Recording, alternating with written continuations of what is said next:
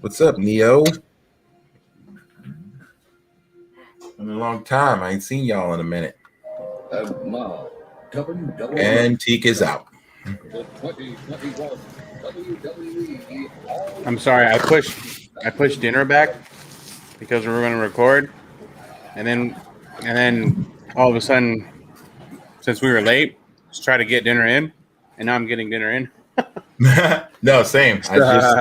I did the same. I just shit, what happened to Teak? scarfed my dinner. Antique is gone. Shit, he'll be back.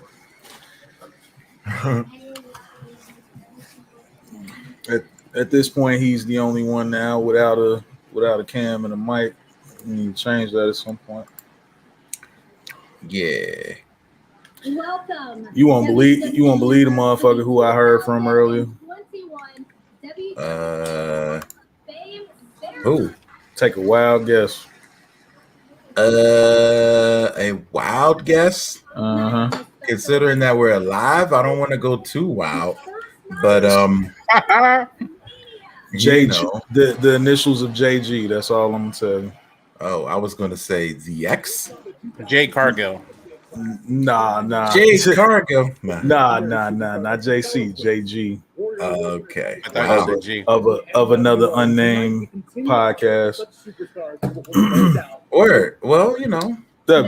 Please. She hit me in the DM. She sent me. She was like, all right, we're in public. Oh, okay. G-on, dude. Don't give me too much information. We're in public. Oh, okay. Yeah. I mean, not that I You don't know who watching.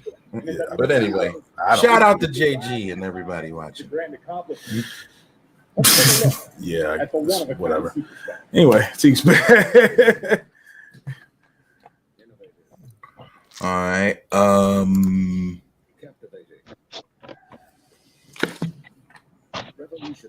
Okay.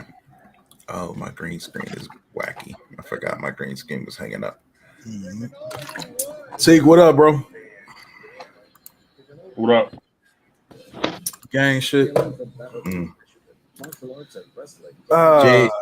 JG Wentworth. That's who it was. JG Wentworth. Yo, you gotta hear you heard D&3's flip of that, right? No, I've never. Oh my God. I didn't know he flipped that. In the beat battle prior to the one you did, he did. Wow. My God. I've never. You know what? Prior that. to doing that battle, I had never watched any of those battles, honestly. Just because I just ain't had time. He killed that. Oh my God. I was like, yo, okay. Yeah, it was fun. In my humble opinion, I do feel like there's a certain type of beat style that they're looking for, and that's fine. There's nothing wrong with that. I just wish they had indicated that prior to me hopping in the battle. I would have reevaluated. I feel you. You know what I'm saying? What I was doing, because it just seemed like when specific types of beats will pop up, then people got excited. Like I was really trying to go with the theme of each category, but and then I think you stuck with the theme well, though. Thank you. And then Mark's dope. I mean, I'm definitely not no like Soul Loser type nigga. Like Mark's my dude. Like he good. You sound like he won. No. I'm just like I feel like, with the exception of, okay, so I won the first round, granted. Like the next few rounds, it seemed like everything kind of rolled on more like sample flips. Like everybody wanted to hear sample flips throughout the whole thing, not just John Cena, not just the John Cena theme song round. I'm like, oh, man, okay. It sounds like what he's saying is that it was rigged. Did you rig this? No, man. No. I'm not gonna say my man did it. I would never rig a contest. If I was going to rig it, I'd rig it for my mans. Yeah, right. Exactly. That would defeat it. They was all your mans, though. So that's right. I guess everybody was my man. Damn, that's the crazy part. I just thought about that. Yeah, we all kind of. Everybody was my man. So that's to be fair. But beats, like I said, if you'd listened to a few prior, then you know kind of what people are looking for. That's how you get the idea. Right, which is cool. I still had fun though. You know, it was still just something to do, and it was nice just hearing what everybody had to offer. Shout out to Sean Solo Beats. Shout out to the homie IQ who was in there. It was one other person we were competing against. Richie Branson. And that was my first time. Man. That was my first time meeting or hearing about both Sean and Richie. I had never met or heard of any one of them guys. Right. I only knew him by reputation from you. Never go into a battle without doing your homework first, man. Gotta research. That is true. Gotta be like that man out here.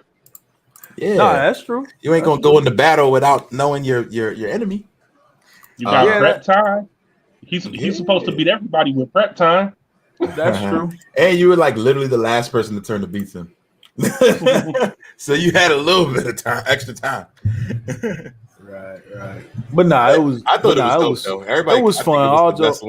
All bullshit aside, it was fun. I think it was the best one. Like everybody came through. Hell yeah. All right, so let's start the show, shall we? Oh shit, let me turn. I'm tweaking. Hold on, my bad. I can hear this all through. And your boy getting inducted right now, T. RV, yes, sir. He's literally speaking as we speak, but I know we're gonna end up saving the stream, so I'm gonna mute that. Is that on the network right now? I mean, on Peacock. That's on Peacock, brother. Yeah, I've been watching it the whole time. I'll go back and watch it later. Cool. Yep. But nah, he's accepting his. I think they ran the 2021s back, and then they got into I think 2021 inductions just started. So. Yeah, it's pretty cool. So I know everything that we going through in the show is all related to WWE. So I'm just put on the hat today. Well, we got for the most part. I don't want to do a show recap because honestly, like Raw was trash. Right. Yeah, I know. And we got we want to do our predictions and stuff. This is NXT Takeover Stand and Deliver predictions. This is WrestleMania 37 predictions. So I already know what's up. Yeah. I mean, if y'all want to get into Sakura Genesis, something very big happened in New Japan, but we don't have to. We can kind of touch on it, but I don't know if y'all know what happened exactly. I truthfully. Are you talking about the new title? There is a new champion as well as a new title. There's two new belts because one of them other belts got revamped too. That's what I'm talking about. We already showed the heavyweight belt, but they got a new strong weight or something. What is it called? Is that the open weight belt? Is that what that is? Yeah, something like that. Yeah, you noticed that. He got his mouth full of food, but I know he know. Yeah, he know. That's a new. Yeah, they got a new open weight belt too. I did kind of okay. I feel like if I'm just glancing, I can see the comparison between that and the Divas belt. But honestly, I have no issue with the no. It's not a bad belt. I just felt like with the legacy and lineage behind that IWGP belt, it's like changing that is going to definitely make people. But it's New Japan, so it's like you got to think everything with them is like retro futuristic, cutting edge type shit. So it looked like a big championship belt, but then you have this sleek Air Force Eagle. It don't look like a big championship belt. That belt don't look like it got no weight to it.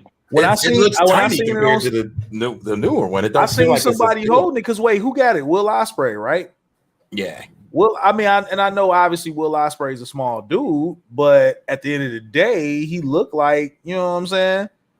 I mean, it'll look good on a small dudes. It'll look like something that'll hold their pants up, Yeah. Word. All right, let's get started, shall we? Go ahead, Ray.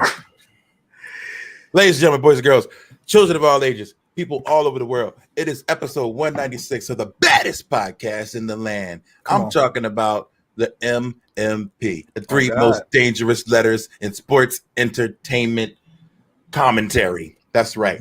Matt Mania podcast in the building, episode 196. We are ever closer to 200, 2 centuries, 2 bills. That's what I'm talking about. So, I'm in the house. My name's Megaran, and I'm with my peoples all over the screen. And if you're listening to this on the back end on your podcast app, thanks to our good friends at the Steel Cage Network and Geekscape, then you will know. As always, I'm accompanied by the Neo X.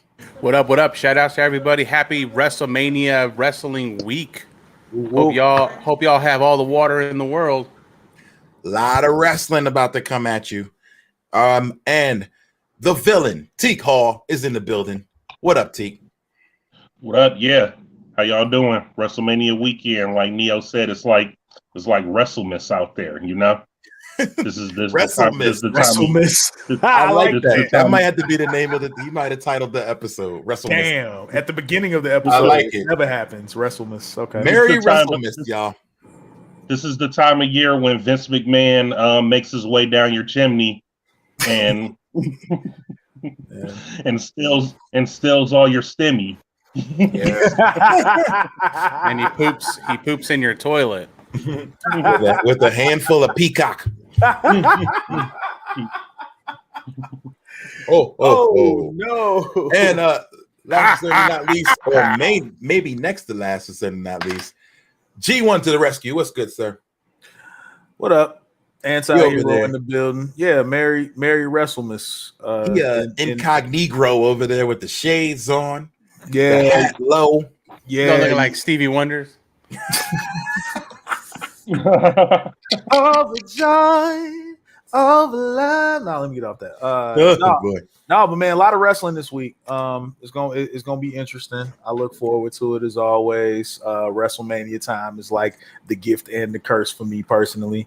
So yeah, this should be fun. WrestleMania.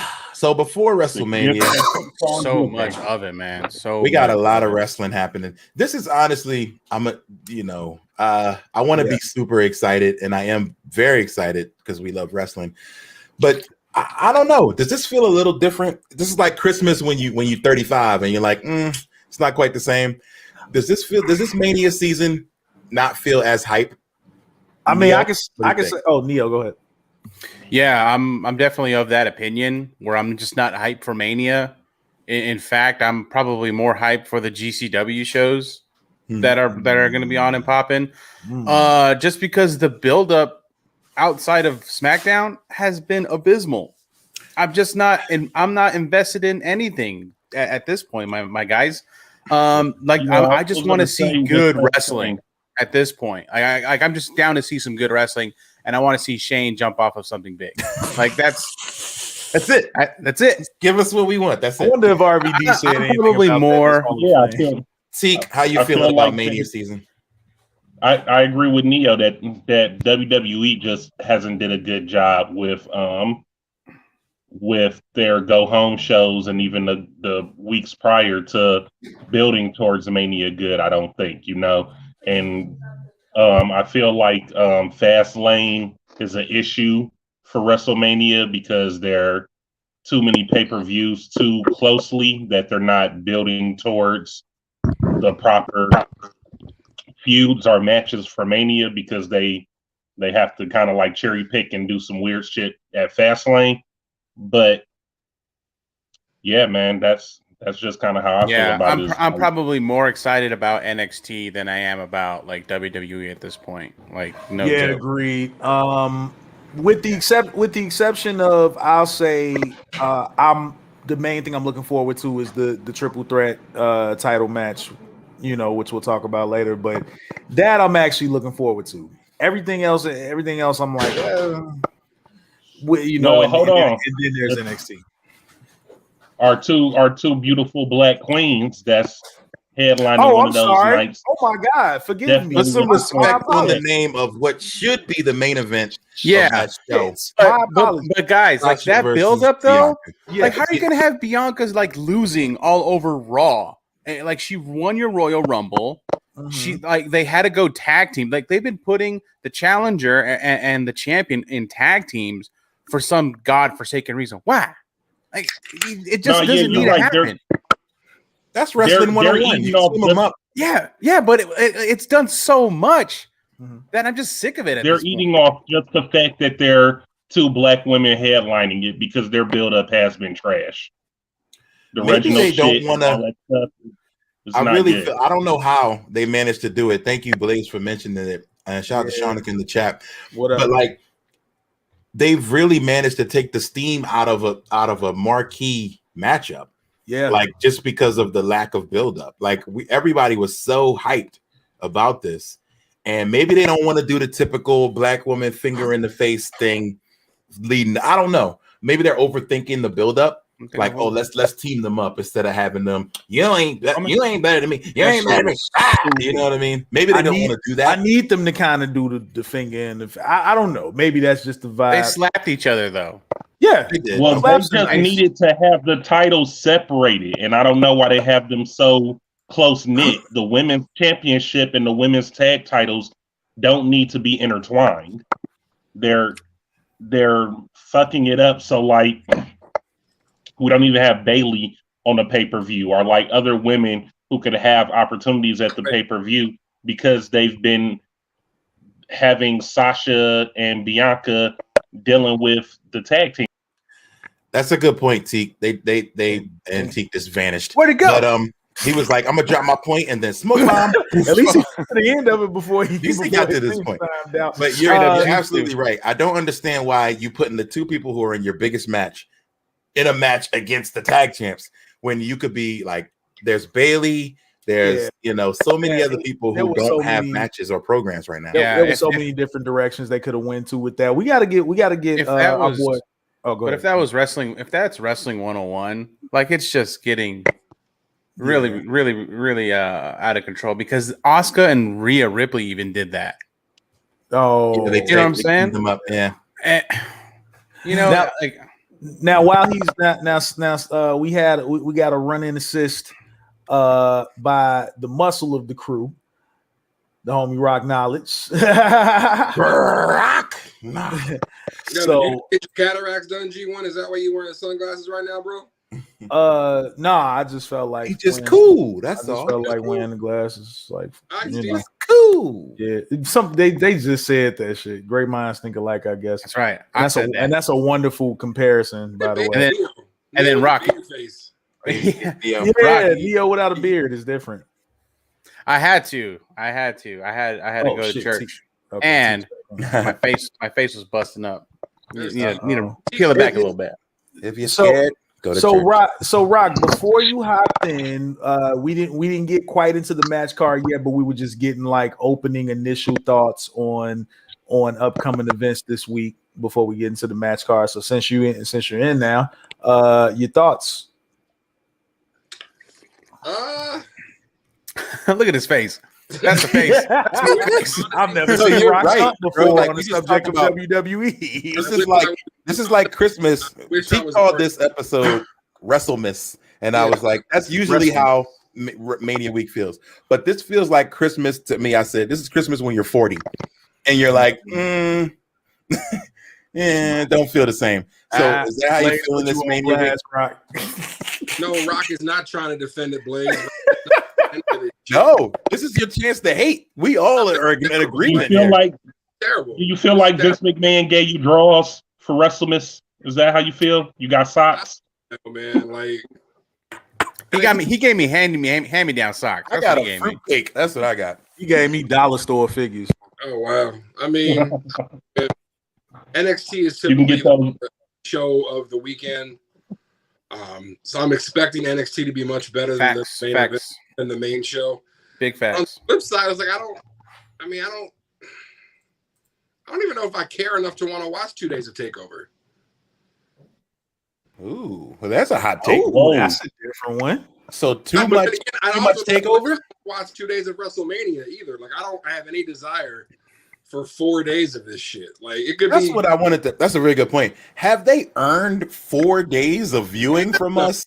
Like, I don't think so.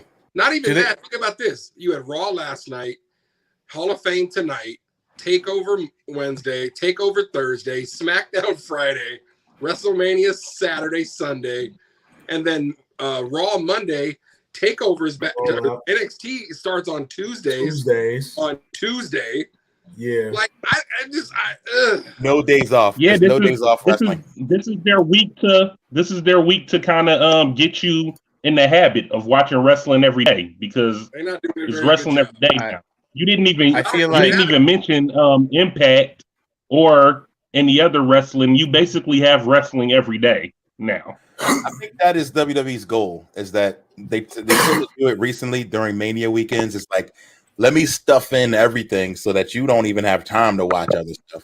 But like, there's literally a show or sometimes two on every single day for the next like 9 days. Yo, it's kind of crazy, and it's too much. It is, and this run, like, I don't know. I mean, we're going to talk about Raw on Patreon. But if that's if that's the last thing that you saw before you were going to watch WrestleMania, why the hell would you watch WrestleMania? Because that Raw was a big sack of 3 hours. We are not going to talk about it because it was garbage. It was terrible. Because the Logan Paul.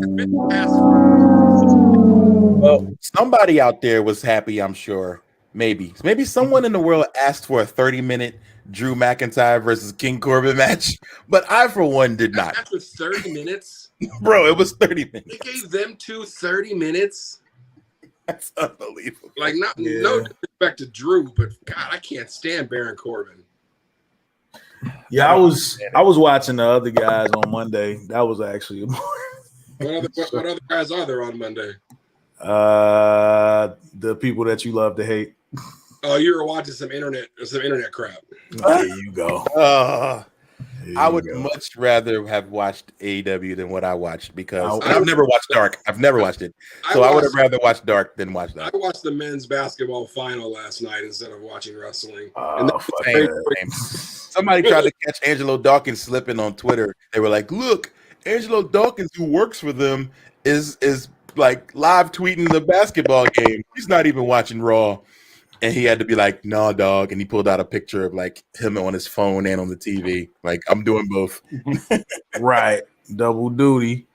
But that's okay because the basketball game was a much better watch, even though Baylor smattered, smacked them around.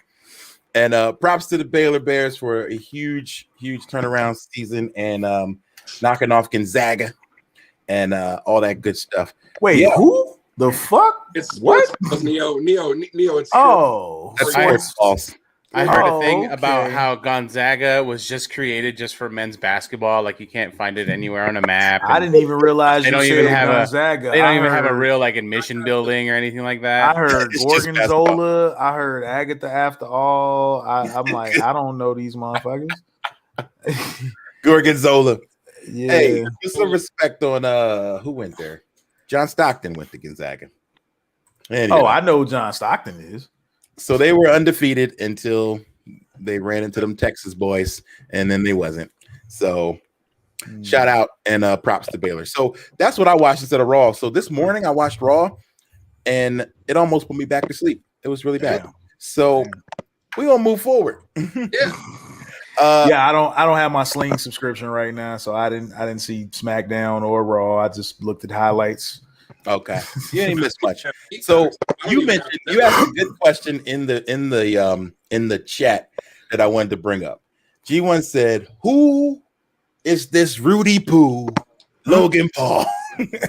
Dude. How do you know who Logan Paul is? I absolutely think this is a very reasonable world question. He's the guy who was rioting out in Scottsdale.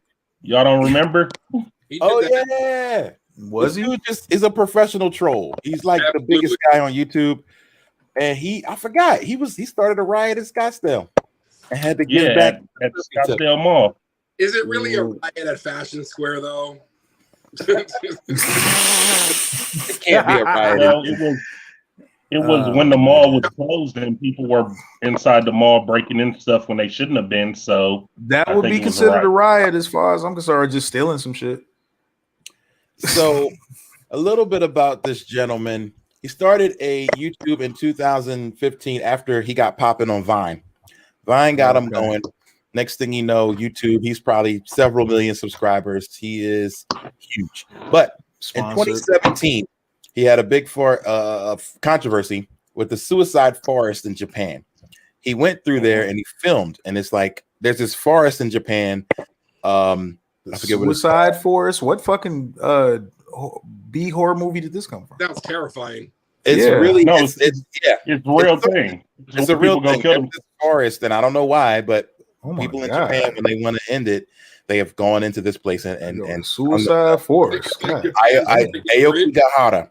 And so he went in there and was like, well, let's just see what we see, guys. Hey, come on. And he's like walking through with the camera and like pans to like a literal dead person. And wow. So he apologized, but a lot of backlash happened and people were trying to get him off YouTube. So instead of YouTube getting rid of him, they just decided to change the whole algorithm up and like use this as an excuse to basically stop paying out really, really big. Which they could have just got rid of him and they could have just had some more sane people, make some money. Correct. Which was kind of they decided he didn't violate any policy. They didn't ban him. He did a bunch of sorry videos, and that was it. Then he got into YouTube boxing, and that became his next thing. So anyway, this guy is humongous on the internet. So that's why he's a part of the WrestleMania festivities. And also, WWE, as I just realized, gets more viewers on YouTube than they do in their actual shows. So you think they is where the people are. You think they're gonna be the next to follow suit? That was actually another point I was gonna bring up, because I mean, you could talk about the internet guys, as Rock said, all they want to, but in between Dark Elevation on Mondays and Dark on Tuesdays, they do pretty well. I'll be in that chat. It'd be a million people in that chat. Exactly. So maybe WWE needs to do something. They need to have like that, like you know how they used to do like Velocity and Main Event and all that. That shit should just be on YouTube. And they should put more. After they did that mixed match challenge on Facebook, I'm surprised they haven't done something else where that was on that thing. I love that. I don't know why they haven't put that back. That was really dope.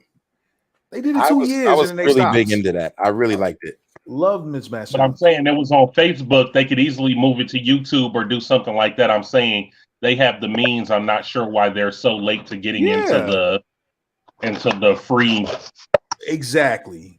And even if let's say you do, even if let's say AEW's platform is YouTube, WWE's platform is Facebook Live, which I think would be brilliant because they did very well. And they do very well now. I was watching Facebook gotta come with the bag. Facebook do gotta come with that bag. WWE don't do. It's all money moves from here on out. They don't care about anything else. They don't care about nothing but that bread. Plus, Peacock want those subscribers, so they probably don't want to give nothing free away right now.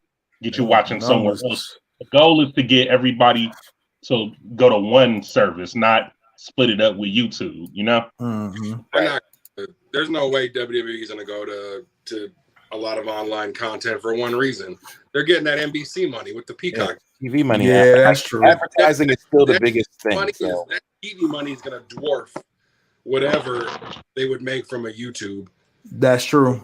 Until that contract is no longer viable for WWE, they're going to be on some form of NBC television, whether it's USA or whatever they're going to be on.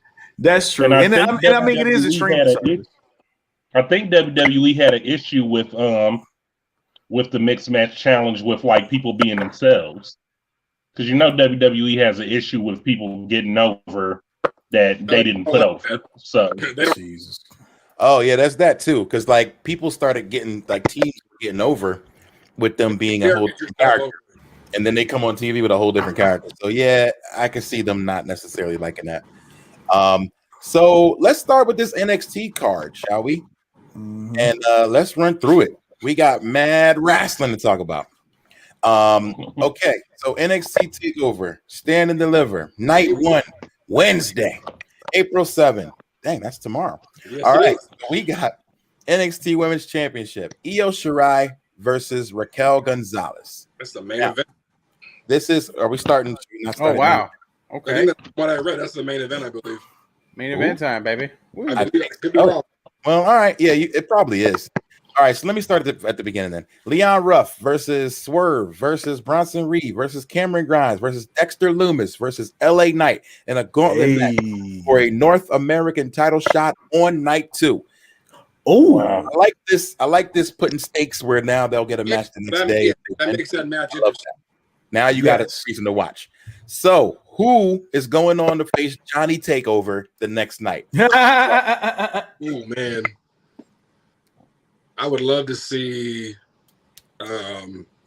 What's the dude's name? Got to be LA Knight, right? Rush, the Leon Rush dude. Leon Ruff. And he's a former champ. Wrestler name? God, I hate that name. I hate the name though. LA Knight is not a good name. Like, I don't understand why you couldn't think of something better than that.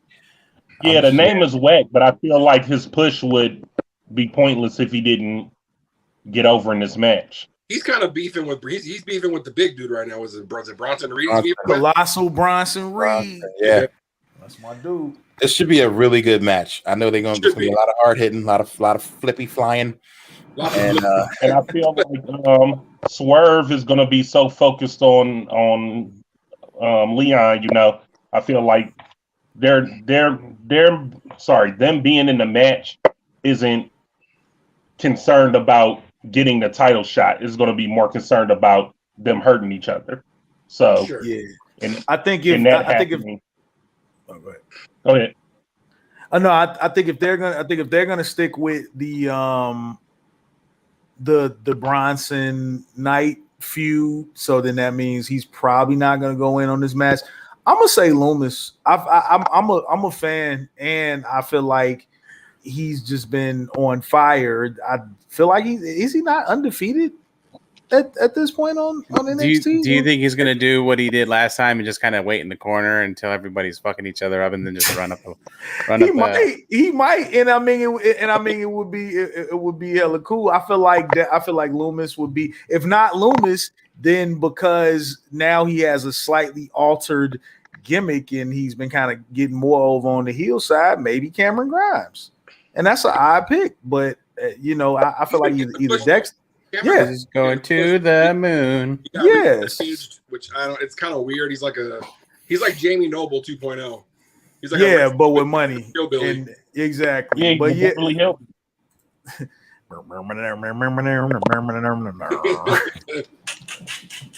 I don't see. We all agree on Loomis, or what do you guys think? No, I'm gonna go. No, I still think he's gonna be. Rush. I'm gonna say LA Knight.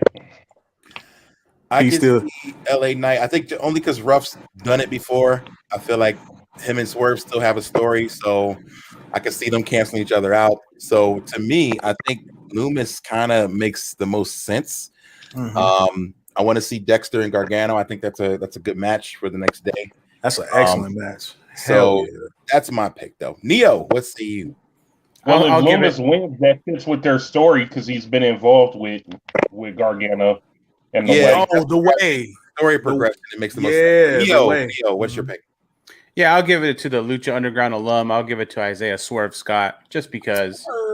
Of course, it would be because he has a baby pig and he's a nice man.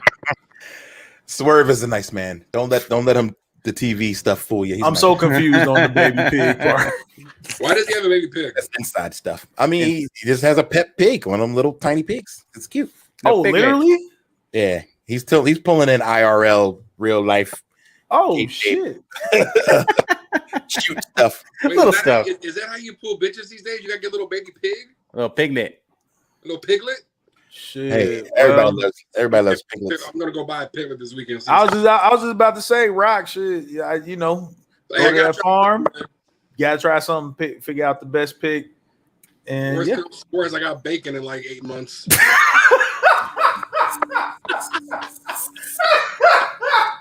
Well, that is true. All right, next match. We got the NXT Tag Team Championship with bacon. We have give him a piglet.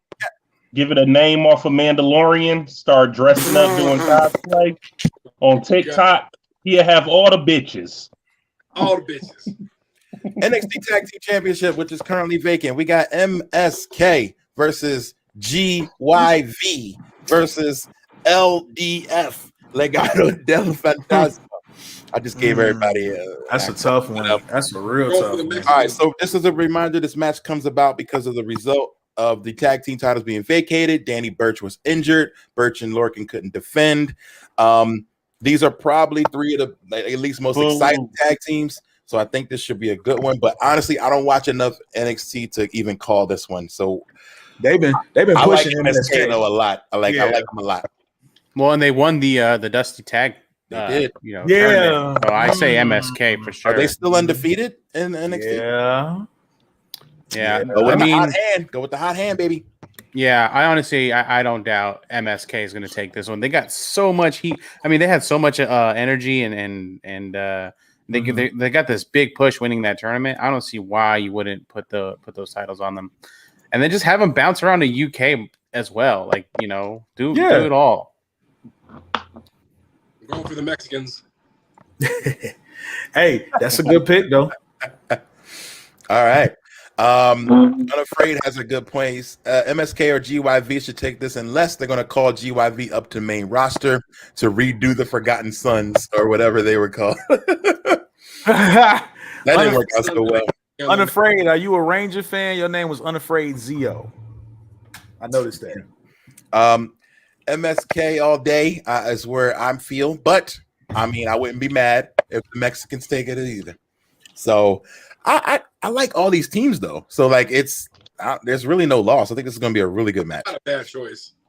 Yeah. All right. So next up, boy, NXT UK Championship. Tommaso Ciampa versus Walter. You can't kill Walter. You just can't. He got 200 days with that thing, man. Tommaso's gonna. He got more than 200 days with that thing. Y'all ready for that ground beef? Walter has been super dominant like hamburger and put on great matches.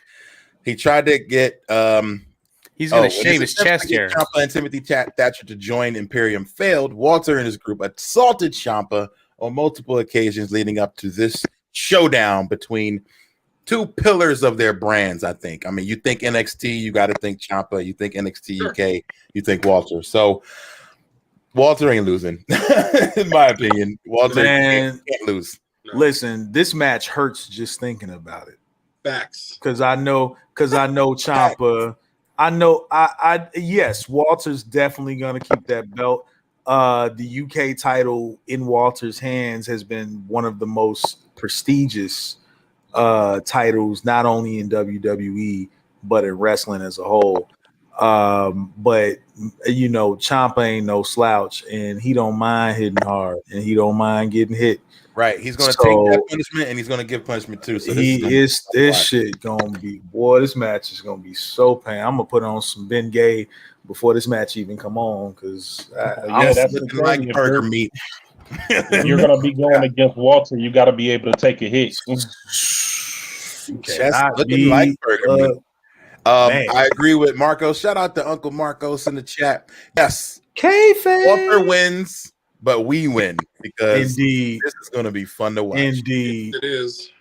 Indeed, Smackfest. I still remember a couple of years ago when I was meeting you guys in New York, and so we were at that place called Spin, and we were there. We were there ping pong playing pool with the guys. And remember, they were playing Takeover Live on the TV in there, and I think Walter was fighting Dunn. Was he not? Was he fighting Dunn, or was he fighting no, Tyler? It wasn't Dunn. Who was that? It was Tyler. Oh, it was Tyler Bate. That's what I thought. Bate, and I just still remember. Big strong boy. I just still remember as soon as I walked in. Oh, hey, Mosey. Oh, nice to meet you, guy that does the WWE music. God damn, did he? Like, it was just, you know what I'm saying? Brutality. Yeah, I could. There's a fun picture of that moment where you see Rand and the homie Woods talking to each other, and then I'm right behind them, just glued to the TV. Right, you're like, man, I'm trying to watch this match. Y'all go ahead. Hell yeah. Ping pong balls flying. So I just realized this is happening on Wednesday. So I'm going to turn to the person on the screen, my left, and ask Mr. Neo X. Yes, sir. What are you watching Wednesday night? You would ask. That's a good question. I mean, honestly, I'm kind of torn because this card is crazy. This card is nuts. I'm always curious to see what AEW is doing. So I've watched every Wednesday. But man, like when it comes to live, I think I'm gonna watch this first. Like I think so too. I mean, maybe like Shanika said, maybe you can double screen it and then turn into a hammerhead shark at the end of the programming. But I don't know, man. Like I really want to this see card is a Walter and freaking Ciampa. banger, dude. Like I Yeah. mean, if it was AEW up just to me, announced I would Mike watch. Tyson is showing up, but I don't know what he's gonna do. If he's not punching Kenny Omega, then ain't nothing else I really want to see more than. I would be watching AEW because it don't have no replay, right? And then you can go watch Takeover later because it's on Peacock. Oh, I have YouTube TV, so I'm able to get the replay later of the of AEW. Hey, So what do you think is going to be you don't trending? mind sharing? What will be trending? Both, I'm sure. I'm gonna try to hook you up. I'm sharing somebody else's, so I'll see if that's even possible. Shit. Okay. All right. So now we didn't even get to the main event. Night one. Io Shirai, Raquel Gonzalez. Let's go. Now to catch you up, Shirai voluntarily called out Raquel as her challenger after the match against Tony, which was a banger. And immediately they confront each other. Raquel Gonzalez has been winning matches the last few months. Won the Dusty Classic with Dakota Kai, and first ever women's tag champ with hell yeah. So, but Io Shirai, come on, super dominant. I don't think she loses. But what do here's a hot take. So, I feel like Raquel, I don't really know if they want to establish her as like a just a in between type thing. I think she works as a heel, so maybe she puts on the greatest performance so far in her career against Io Shirai, and maybe she loses. And after the match, it looked like it's a show of respect, and then she beat that ass pretty bad. I feel like that would be the thing. So Io retains, but overall, Raquel will win the war. If she wins the belt, I would not necessarily be mad. I would just be shocked as fuck that they went ahead. I'd be shocked as all the great matches and contenders she's had. Raquel is up there, but I wouldn't say she's the one that should take this title. This would be the odd Io Shirai. Everybody that she's in, Teek's camera disagreed. Teek's camera was like, "Oh, Raquel wins! What?" Boom, like everything that Io Shirai's done, every great match that she's had, like not a knock on Raquel Gonzalez. I just don't think she's there yet to deserve and be ready for that main event. You're the pillar of the division. I wouldn't be surprised though to see some kind of sneaky involvement from Dakota Kai though at some point either. You know what though? The thing about Raquel Gonzalez is she's been booked to be a monster. Yeah. Because she wrestles like how a taller, larger wrestler would wrestle. She has a better one-armed power bomb, and she does the just overall just smash mouth wrestling. I kind of agree though. WWE's shenanigans could come into play. Just to kind of like protect Io, but at the same time, I could really see Raquel taking it today. Right, I really can, just because Raquel is such a big dominant force. Yeah, and Marco brought up a good point. More athletic ability than I'm comparing her to Nia Jax. I think she has more athletic ability than Nia when it comes to wrestling in itself. So I think Raquel's going to take it. The homie Unafraid Zio brought up a good point. He said, keep in mind that Taya Valkyrie is debuting next Tuesday. Have they announced that? Like that's official? Yeah. I mean, they put a preview of somebody's feet and heels and a dog. You know who the fuck it is. Okay. Well, she's not going to debut in the title picture. Listen, it's not like she's a stranger to to the limelight of yeah. You're right. So it's like I don't think she'll be in the title picture though. I don't think NXT is going to do her like that. NXT has such a solid women's division. I don't think they need to interject anybody now. Yeah, nobody needs to jump the line. I don't think, but maybe because they're actually already debuting a couple of developmental up and coming talent on NXT, and I mean, and I can't remember their names, so they're pretty fresh to me. What's what's the one chick name who was in the match last week? The newer girl. What did I just say? You right. You did say that. Well, so yeah, this to me, that's night one, which looks like a banger. LA night on one. the other side, just to keep it balanced, as we're actually doing the show in the middle of the week, not right after an AEW show. AEW has promised as a main event Good Brothers and Kenny Omega versus Mox and who is it again? I forgot. It's the Violent Bucks versus the Bullet Club. Oh, that's right. So you get Mox and the Bucks against the Bullet Violent Bucks. I like it. They're still gonna wear their little ankle tassels. No tassels. I want to be see bloody. I want to see the Bucks in like camo pants and just like leather sleeveless vests. Just bloody. like And haircuts. Bloody tassels. That's what I need. Oh, sorry. So it's that is night one, and as I said, looks like a banger. I really might have to double screen it. It looks great. So now let's move to night two. Yeah. And night two, we start off with Cruiserweight Championship, Santos Escobar versus Jordan Devlin. This is a match that I really got behind. Devlin never lost. He never lost. I like this. The Irish Ace is back. Fighting for the title. He never lost. I love these type of matches.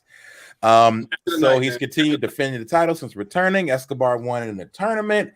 Shawn Michaels brings a ladder to NXT. Like, hey, let's go claim your spot in Destiny, WrestleMania 10 style, like I did against Razor Ramon. Let's see. So to me, that made me a little bit sad because you've now put that kind of pressure on these two young guys. Now, they're not going to have a WrestleMania 10 moment. We're not going to be talking about this match 20 years from now. So just to be fair, who's to say that though? How do you know Why would you just say that? Right? Come on, what the hell? It's the NXT Cruiserweight Championship. So like, what? It's a the new step era, up bro. To the step up before the step up of the step up before you step up and go to the other show. NXT is one of the most recognizable brands in wrestling. Don't knock them. With the hot takes. I'm doing the Shannon Sharp. No, nah, bro. Nah, it's somewhere in America. We may not be talking about it 20 years from now. WrestleMania but 10 listen, we may not be talking about it 20 years from now. But remember when we were kids and we were watching the WrestleMania ladder match and we was like, oh shit, and then it carried on until we get older. There's some 6-year-old kid that can't wait to see that. They got their action figures in their ring in front of the TV. And they're going to be talking about this. They ain't got no Santos action figure yet. Man, there ain't no action figure I'm yet. just saying action figures in general, not specifically them, but I'm saying some kid is watching this, looking forward to this, and is going to be talking about it. It is going to be a great match. And regardless of what anybody says, NXT is not a developmental brand. Okay. They're one of the most recognizable brands in pro wrestling. And I look forward to this. I think this is going to be definitely something that we talk about at least for the next 10 years, if not 20. Marcos with the hot take in the chat says that they will steal the show. Indeed. He said, "Kiss my grits." Relax, bro. No, I mean maybe I'm wrong, but I don't know. Like, I hope I'm wrong. I want to be wrong. I want these two to go to the moon. And it's like, and what did Chris Rock say? Pressure makes diamonds, not hugs. Come on, I like that. Put that on them, Sean. Put that ladder in the middle of the ring. Yeah, make them be greater than what they are. So who you got? Who is the true Cruiserweight champ? Man, I've been rocking with Jordan Devlin. The Mexican. The Mexican. Santos or little Finn. I'm not taking anything away from the homie Escobar. I think he's dope as fuck, but I've been riding with Devlin since the whole NXT UK thing first started. So I'm definitely say. Doing, right? I assume is why he's back on TV. Yeah, he's cleared. So yeah, he's, all right. He's not a scumbag. It's definitely Devlin. For sure. But he's been so absent that right now Santos is now the more recognizable person. That's So the you're oddball. living You're in the right. past right now. You know what I'm saying? And it's not a bad thing. I'm not knocking you for it, but yeah, Santos was the one that really made me interested in that title. Yeah, I hear you. As like I said, I'm not taking anything away from Santos. I think he's fire. Yeah, me No- either. I'm not taking anything from Jordan either. That's why I really like this match because Yes. of the story it told and the stipulations it built. Yeah, And yeah, they're gonna go full cruiserweight coke all over the ladder match. Like straight Hey, you better say Cruiserweight that. Coke. I like it. Shout Yeah. out to the homie West Side. This match is going to be fire. Absolutely. I really hope it does lead to like immortality. So next up, we got NXT Women's Tag Team Championship. Shotzi, Ember versus The Way. this is the way. This is the way. Shotzi So and now, Shotzi and Ember knocked off this team. Yeah, During the Raquel tag and team. Dakota. Classic. Oh, sorry, So now they're looking for some revenge and the championship also. So who y'all got? Shotzi and Ember. Off top. Shots. It's time now. They've been actually proficient as a team. This It's one, time. I was kind of 50-50 with as well, but at the same time, to bring more legitimacy to this the women's tag team division, I think because Ember Moon is a former champion, I really think like Ember and Shotzi are going to keep it going. Hell yeah. I could see that. I hope that happens. Rock, agreed. Yeah, it's to me like it just makes no sense because they literally just took the strap off of Raquel and Dakota, who had it for like 32 seconds, and then you're going to take it off of Shotzi and Ember Moon, who've had it for like 1:40. That's right. You keep flip flopping these titles, Yeah, they're going to flip-flop end up it. getting It makes that title insignificant. It gets a bad Exactly. legacy. It becomes the 24/7 title. You Yes. can't be flip flopping 24/7, 365. 365 European champion. I-95 South, I-95 7-Eleven. 7-Eleven. Yeah, you can't do that to that title. So yeah, we gotta build legacy with this title. So that I think alone tells you that it needs to be them. Hey, I know that guy. Well, that'll be his last figure. The wrestler formerly last known as WWE It's his figure. WrestleMania Andrade 37 figure. That's Yeah, hard no. too. That's pretty dope. All right, so next up we got wait, lost my page. Yep, I sure did lose my page. Okay. We got North American Championship, Johnny versus somebody. We all seem to think it's Loomis. I kind of feel like whoever it is, Johnny retains, but what do y'all think? If it's Loomis, he ain't keeping that belt. Mm. That's going to Dexter. Dexter gonna have this creepy reign. He already don't cut promos. Johnny's gonna lose, guys, What? Mr. Takeover? He's And then losing, Johnny- bro. and then you're gonna see Johnny pop up over the weekend on WrestleMania. Ooh. I just got brain But matter why all do over my that microphone. now? But I'm curious. So, in your humble opinion, Rock, why Yeah. do that now when they just created this whole faction? This the Right, way he got a faction. He gonna leave his Yeah. faction. Sucks. He gonna leave his squad. Ain't no It's right wrestling. I mean, but the way that group makes a lot of sense, and I like, and you got to have one of those like heel factions that are kind of on the comical side. They're funny as hell together, and they're effective. So I don't know. I don't know. they're not Maybe gonna break them up anyway because they had that thing going on where old boy got kidnapped and then he started liking his kidnapper and shit. So he might help that's- Dexter Loomis in that match and make Gargano lose. That's interesting. That's real interesting. Unafraid Zio, Johnny is a good champion, but best at chasing the title. Interesting opinion. That's actually I agree with I that. agree that- totally. That That's was it. I his, agree. but that was his tag in the beginning. But that was the underdog. Yeah, that was Johnny. way back. That was way That's back. like Sami Zayn was. You know what I mean? Like he's a different character now. Yeah, Like he's the a old different underdog Sami Zayn is much different than the new one. So heel same with Johnny. Gargano can be sniving, conniving, Champion. shit heel. Yeah, Right. champion. Exactly. Mhm. Exactly. So I don't know. I think I don't know. Now you got me thinking. But I think Johnny retains. But I wouldn't mind seeing Loomis take that step though. Well, and that's kind of where the shenanigans will come into play. Where Austin Theory shenanigans. He's gonna hug Dexter Loomis, and then he's just gonna get rolled up or something.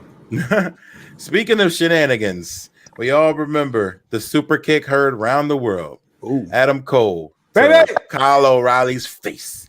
Mm-hmm. And now we got Cole versus O'Reilly, unsanctioned, lights out. And no one in NXT is unable to be held responsible for whatever these two do to each other. Sounds like his old lady did that. Sounds very familiar. He borrowed the idea from his lady. He's like, "Hey, doctor, can I do this?" Hey, so start doing the lockjaw as his next move. We got Cole versus O'Reilly unsanctioned. I think this match is definitely a banger. You know what's one, happen. do you predict shenanigans? And two, who's winning? Shenanigans. With shenanigans. I don't think shenanigans unsanctioned match would be the place to have it, since there are no rules. That's why it's shenanigans. But the deeper rooted question is, do you get pro undisputed era shenanigans, or do you get like the anti undisputed era shenanigans? Like who's coming to save who's who? helping who? Yeah, that's the main question. Is like, what do you see happen from like if interference happens? For who? I got it. Everybody interfering to beat up Adam Cole. Baby. So hey, give Rock a hot take you. Even Fish is going to show up and beat up Adam Cole with a fish. And Fish gonna get hurt. He's gonna get hurt in the process. During that. He's gonna show up and hit Adam Cole with a crutch because you know he's gonna be on crutches. I wouldn't mind seeing Fish back. I'm not mad at that, but yeah, like that's funny. I think Cole has to lose this, in my opinion, just because he's been strong forever, and it's time to get these other guys some shine. Cole lose, and then Cole goes to the main roster.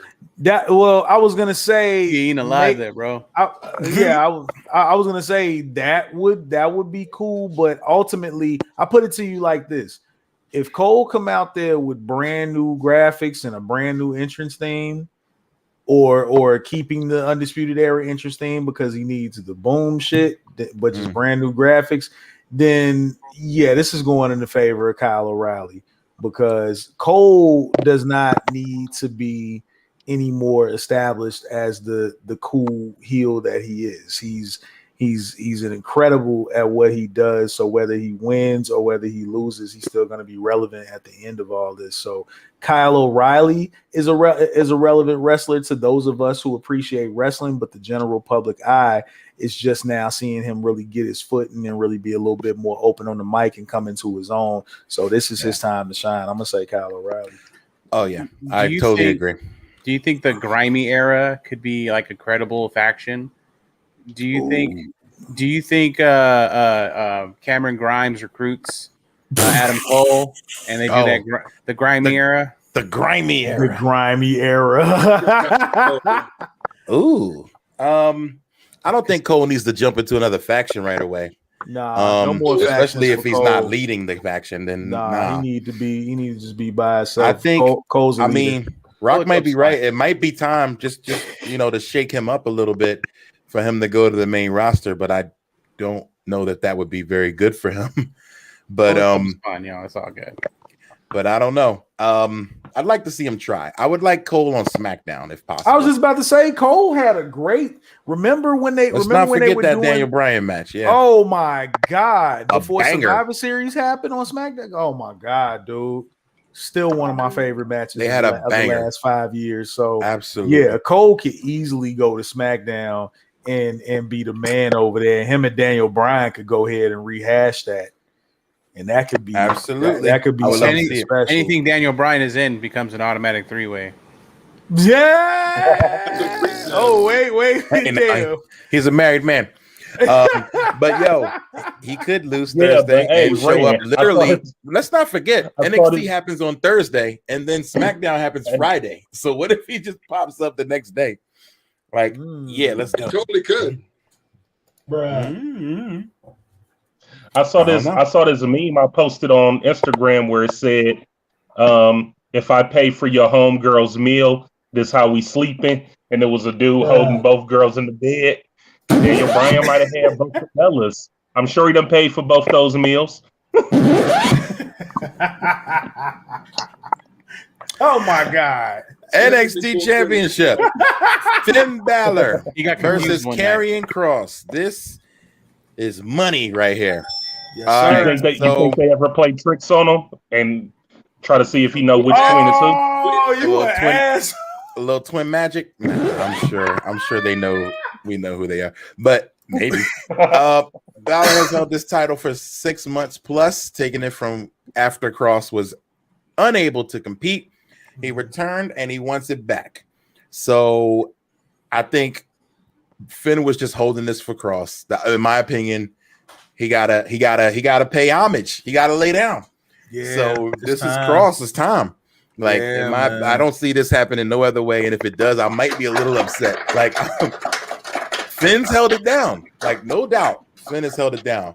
But I think he held it down because Kross was unable to. So this is Kross's time for me. Yeah. I would love to see him as the Demon. That would be dope. Shout out to Dragon Master for that mention. But is the Demon still undefeated? No, it's not, right? He lost to I think Samoa Joe. Yeah. In NXT, yeah. As the Demon. But I don't know. Teak, who you got? You got Kross or Finn? Off the top rope, Finn Balor. Yeah, I think it'll be Kross unless they do some shit where they have Finn roll him up or something, catch like a unexpected win. But other than that, I think Kross should probably just like murder him. I wouldn't mind seeing a murder, like a really like him destroying him, but I think it'll be a good match as it's like the title match. Rock, what say you? Yeah, Finn's probably gonna drop the strap because a loss doesn't hurt Finn Balor, and if they're booking Kross the way they are booking Karrion Kross, it's probably his time to actually get a chance to be the man with the strap, and then Finn can go do whatever the hell Finn wants to do after that. Well, that's the next question. What else is there for Finn if he loses? Main roster. But like the dude just said in the chat, so if he loses to Kross, let's say if Kross murders him, then Finn comes back as the Demon for revenge. Like that. For the I like that. I like that a lot. That's the next takeover match. Okay. Whatever allows us to see more Scarlet, I'm with it. It seems like Finn has been such a cool, and I mean I haven't watched every NXT episode, but it seems like NXT Finn has been a little too cool for the Demon, in my opinion. But I don't know. What do y'all think? That's why Kross got to beat it out of him. That makes sense. What Keith just said. That makes sense because you are right. He's been way too cool for that Demon gimmick in NXT this go round. So yeah, he hasn't been super babyface. Like he's way too cool. He's a bad guy. He's badass. But I'd like to see it. I like it. Marco says Balor versus Walter. Book it. So bad. Yo, you want to see Finn get murdered that bad? That'll be a murder right there for you. That'll be an actual murder. He would toss him around so badly. That would. Finn has a wife now. Okay. He's got a family. Like, well, I don't know if he need to.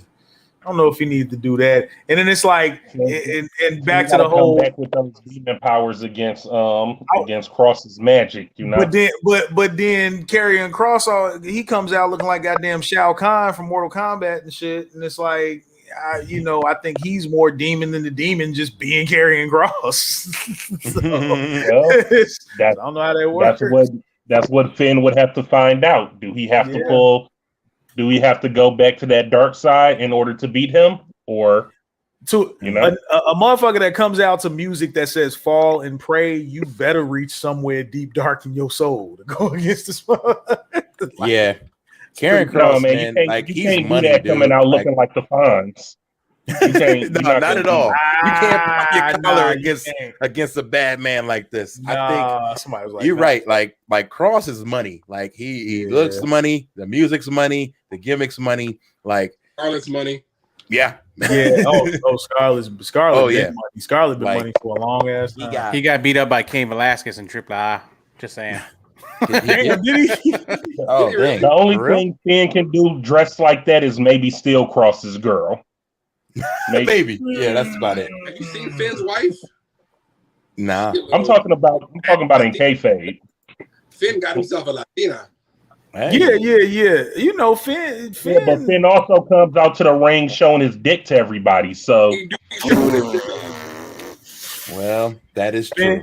Finn got to pick of the whole buffet. Finn like Talk about stand and deliver.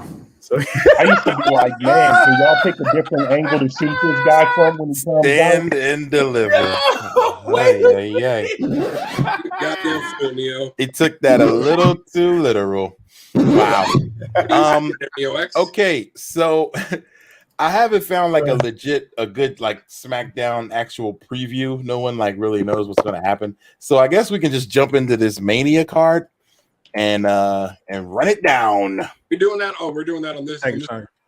I feel like we Mania have card. to. Like it's happening At this week. least. Yeah, at least. So let's run through it. We got the Mania card, which is probably going to change. Who knows? This stuff keeps moving around. Card subject to change. You know how that goes. All right. I haven't found it. Can somebody pull up the match card? Like night 1 and night 2? I'm on it. I had the NXT card. While G1's doing that, I just want to let you know that we are on Patreon. You can go to patreon.com/MattMania podcast and get an exclusive episode every week. And if you noticed today, we didn't do our putovers. That's right. Our putovers are going to be exclusively on our extended, bigger, longer, uncut episode of the Patreon. Oh, like Finn Balor. podcast. Yeah. We will stand and deliver for you Indeed. all night long. Yeah, the Patreon episode this week, guys, is going to be the Matt Mania podcast that we just know we had a lot of wrestling to talk about, and we wasn't going to get through all this in an hour and some change. So join us for the Patreon, pay that money. Fuck with us. Yep. You can hit exclamation point Patreon and find some information on that in the Twitch chat. And if anybody else is not there, boom. Let's go. SmackDown is actually the pre-show for this year's Mania. That's what's happening. Unafraid So- you the man, by the way. Yeah. Not technically, because I think it's only the matches that involve SmackDown people, right? Or are they also going to have the Andre the Giant Battle Royals on there too? And we know that the stakes could never be higher for that match. Unafraid says report Mania location has been moved to the parking lot of a local Waffle House. No. I thought that's where they were gonna do Braun versus Shane McMahon. Not Braun. Shane gonna jump off the Waffle House sign into a plate full of waffles straight to Braun's face. That's how he's gonna win the match. You remember that? You remember that mimosa match? They Now might you're as gonna well get have an eating contest. Shit, as bullshit as their match is. Like, Oh my god. They might as well. It's like, all right, now I'm gonna challenge you to a pancake eating contest. Oh my god! cue up the train. Come get these cake. Wait, no, that didn't sound right either. Get these My cakes. Get these cakes. All right. So here we go. I got the- WrestleMania, the 2-night extravaganza. Yes, I do indeed. think that 2 nights, and it seems to be that these cards are sort of short, like maybe 5-6 matches, is better than 1 7-hour show. Is that? I mean, I at least agree with that. Give me 2.5, 3 hours a night rather than a 6-7 hour show. That's why Brand, Wrestle could I- Kingdom was so digestible. When you broke it up into 2 nights, it was perfect. You know, Yeah, you let could me just- ask you this, Rand, since you are going to be going. When you buy tickets, like, are people allowed to buy tickets for one night, or do they have to buy? Yeah. Like, how does it work? Can you buy one night and not You both can get a nights? 1 night, you can get a 2 night, or you can get like a combo package where you get the same seat both nights. you get a park hopper pass. like A pod Disney. hopper class, basically a pod hopper. hopper. You sit in your pod. Well, the and reason then- I was asking, because you said it's better than a 7-hour show, but would you want to go to Mania for 2 days? No, or 7 hours. That's a good point. 7 hours, I'm gonna just go home, But you're right. I think, but just doing 3 hours a night, I think is much easier to handle. And at least we don't live in the UK where WrestleMania starts. Getting there and going and leaving, just all the traffic. And you're right. You got to get 2 Ubers. Yeah, you're right. Uber's there, Uber back. Paying venue prices for hot dogs and stuff 2 nights. That's a lot. Well, I'll be sneaking like, in I for feel like while everybody was at home during the quarantine and stuff, like them trying to do the 2 nights, obviously trying to do something similar to New Japan and stuff like that. But once everybody is getting back out into the world, I kind of feel like the 2 nights is going to be like, if that's what they're going to stick with, I wonder how that's going to work with fans. I don't know. I don't know. It's interesting. I think that depending on how this works, because I heard they're not close to selling out either one of them. Like it's at this point, so they wanted to sell 25,000 tickets. They're not anywhere near that. So I don't know really, but we'll see. To me, I think just as a viewer, it's better to do a couple hour shows than a freaking 7 hour, 8 hour marathon, and the crowd is dead by your main event. Yep, Definitely. All right, so luckily we're not in the UK where this show starts at 1 a.m. But here we go. Oh, you got the card, G1? Yes, I do. So let's start night 1 at the bottom. What we got? All right, let's do it. Night 1 at the bottom, we have in Tag Team Turmoil, it will be the team of Lana and Naomi versus Dana Brooke and Mandy Rose versus the remaining members of the Riot Squad, Liv and Ruby, versus Natalya and Tamina. Winner receives a WWE Women's Tag Team Championship match on night 2. Such a good idea to make us care about this match, because otherwise I would have turned it off. So now say that's like is an that early pre-show? bathroom break, right? Is that pre-show? Is that going to be on SmackDown, or that's actually for night 1? No, that's night 1. It says night 1 of the show, so it says night 1 of actual WrestleMania. So I figure they're gonna put a couple of, I don't want to say lesser matches, but they're gonna put like matches that we're not fully invested in on night 1, and then everything else. Well, they're smart to do that. If you win the match this night, you get to fight tomorrow night. Though that is smart to do. That's very smart. By it being 2 nights, they're also doing shit that they would never do on WrestleMania, because that shit would have been on SmackDown or the pre-show. And actually, I take that back. The night 1 card ain't that bad, and the night 1 card ain't bad. It's just the build up. What made it suck is what we were talking about. What we were talking about at the beginning of the show, just kind of like they just gave up on giving us like a quality like set of go home shows. But next, I'm gonna retract my last statement. Rand, I still don't care about this match, even if the winner fights. As I was saying it, I didn't. I was like, you know what? I could still skip this match and find out who won by watching the next night. So right, because there's no build up, so I'm still not invested. Whoever wins, you're right, Teak. Like there's still no build up. Yeah, so you're still not invested. I'm invested in predictions, Naomi, though, and that's all I'll say. Yeah, all right, I was going to say. Yeah, the predictions though.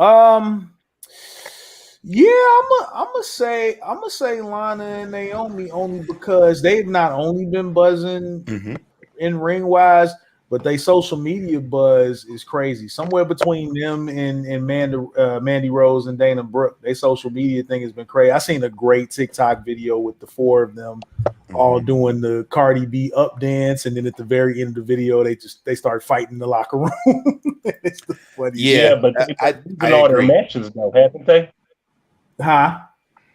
I said, but they've been losing all their matches though. They've been losing all their matches, but I don't know. I just feel like they have TikTok don't mean shit in the world of WWE. That's true, but buzz is buzz either way. So it's either going.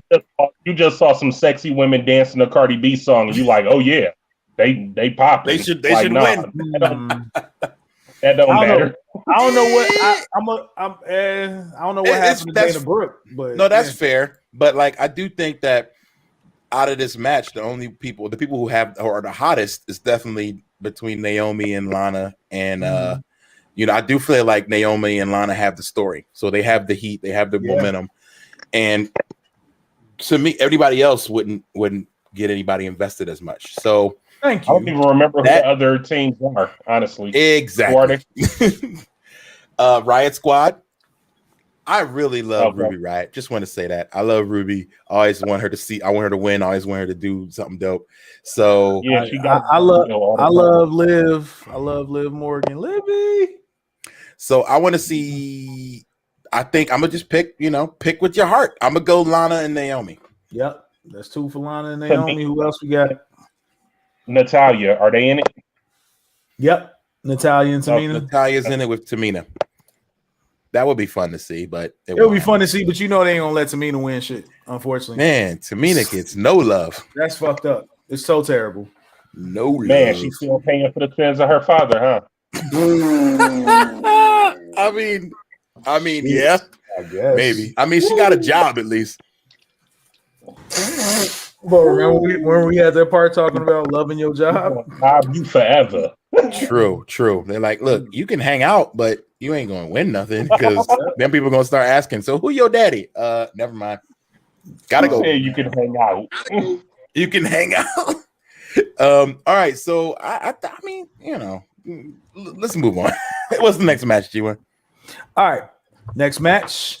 I'm sure this is one that everybody's excited about. Cesaro versus Seth Rollins.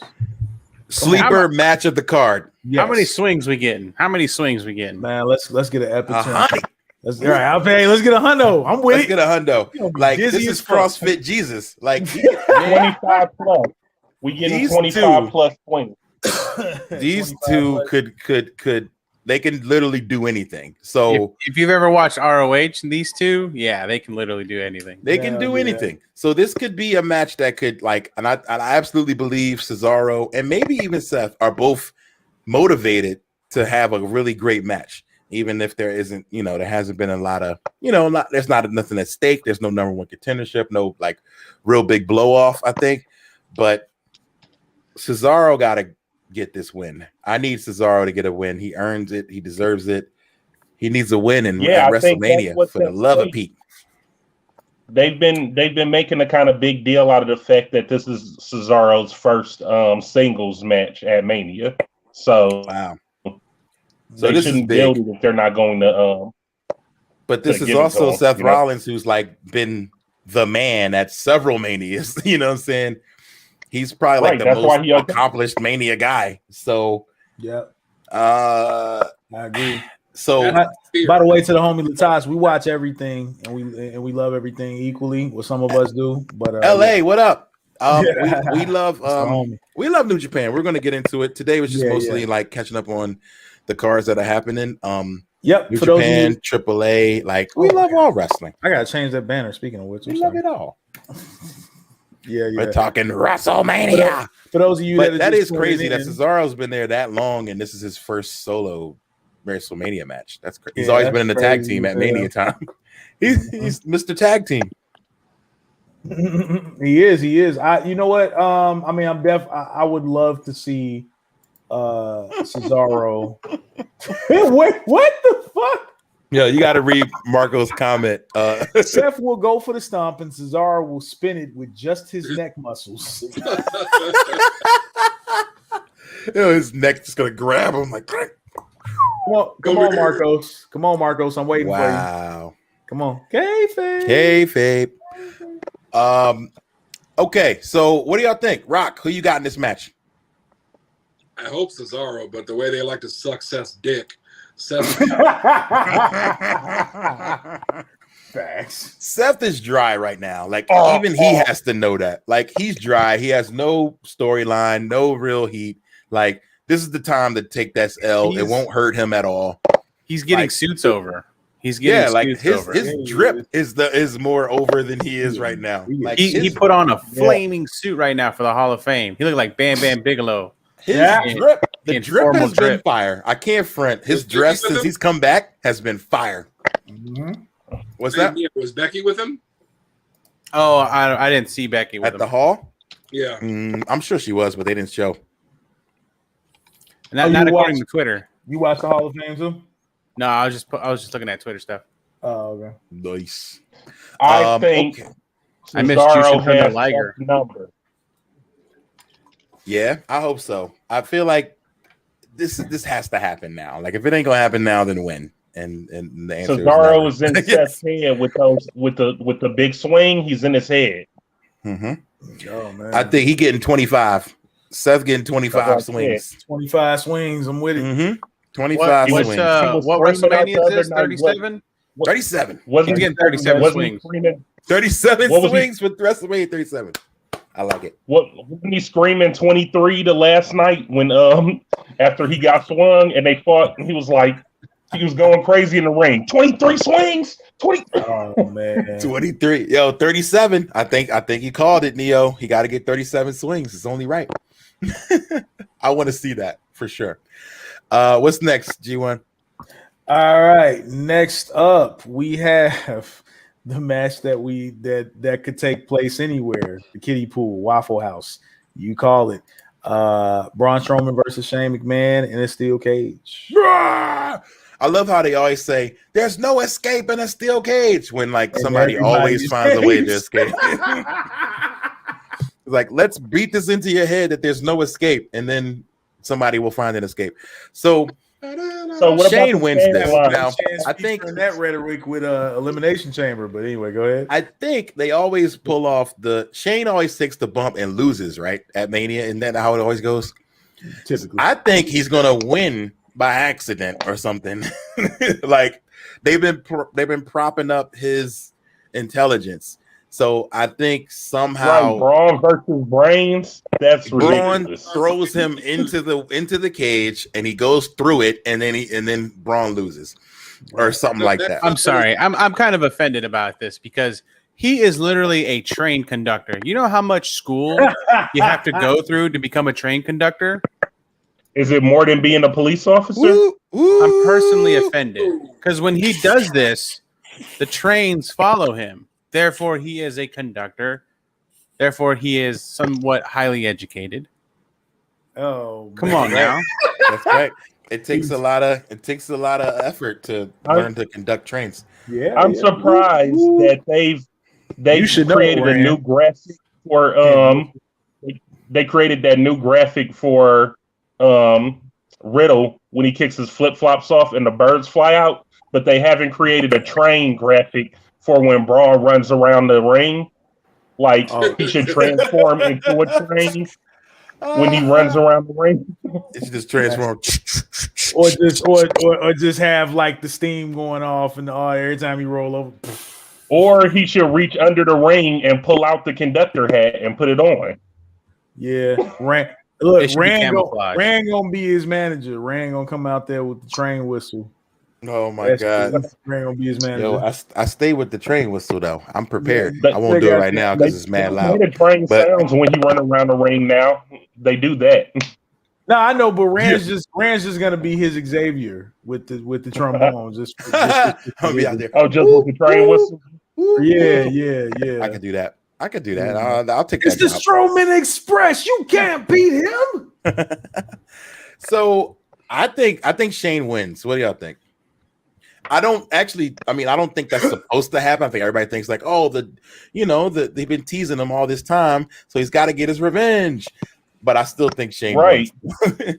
Especially since he's trying to do. Are they giving Braun freak shows past gimmick where now he's like, I was being bullied and now I'm the bully of the bullies? Like, what the fuck? Wait, didn't Nia Jax and Alexa Bliss do a bully angle too? Yeah, they did. And Alexa Bliss and Bailey. And Alexa Bliss and Bailey. This has happened a lot. The bullying angle happens a lot, and As soon as usually you said bully, I'm like, wherever. usually the bully person gets over at the end, and it's WrestleMania. I think this is the one match that's like, okay, the good guy's gonna win, but like, I just do not care about this match at all. Didn't Braun bully Roman Reigns with an ambulance? You sure did. Didn't Braun bully vehicles? He was ripping vehicles apart. He's bullied a lot of vehicles.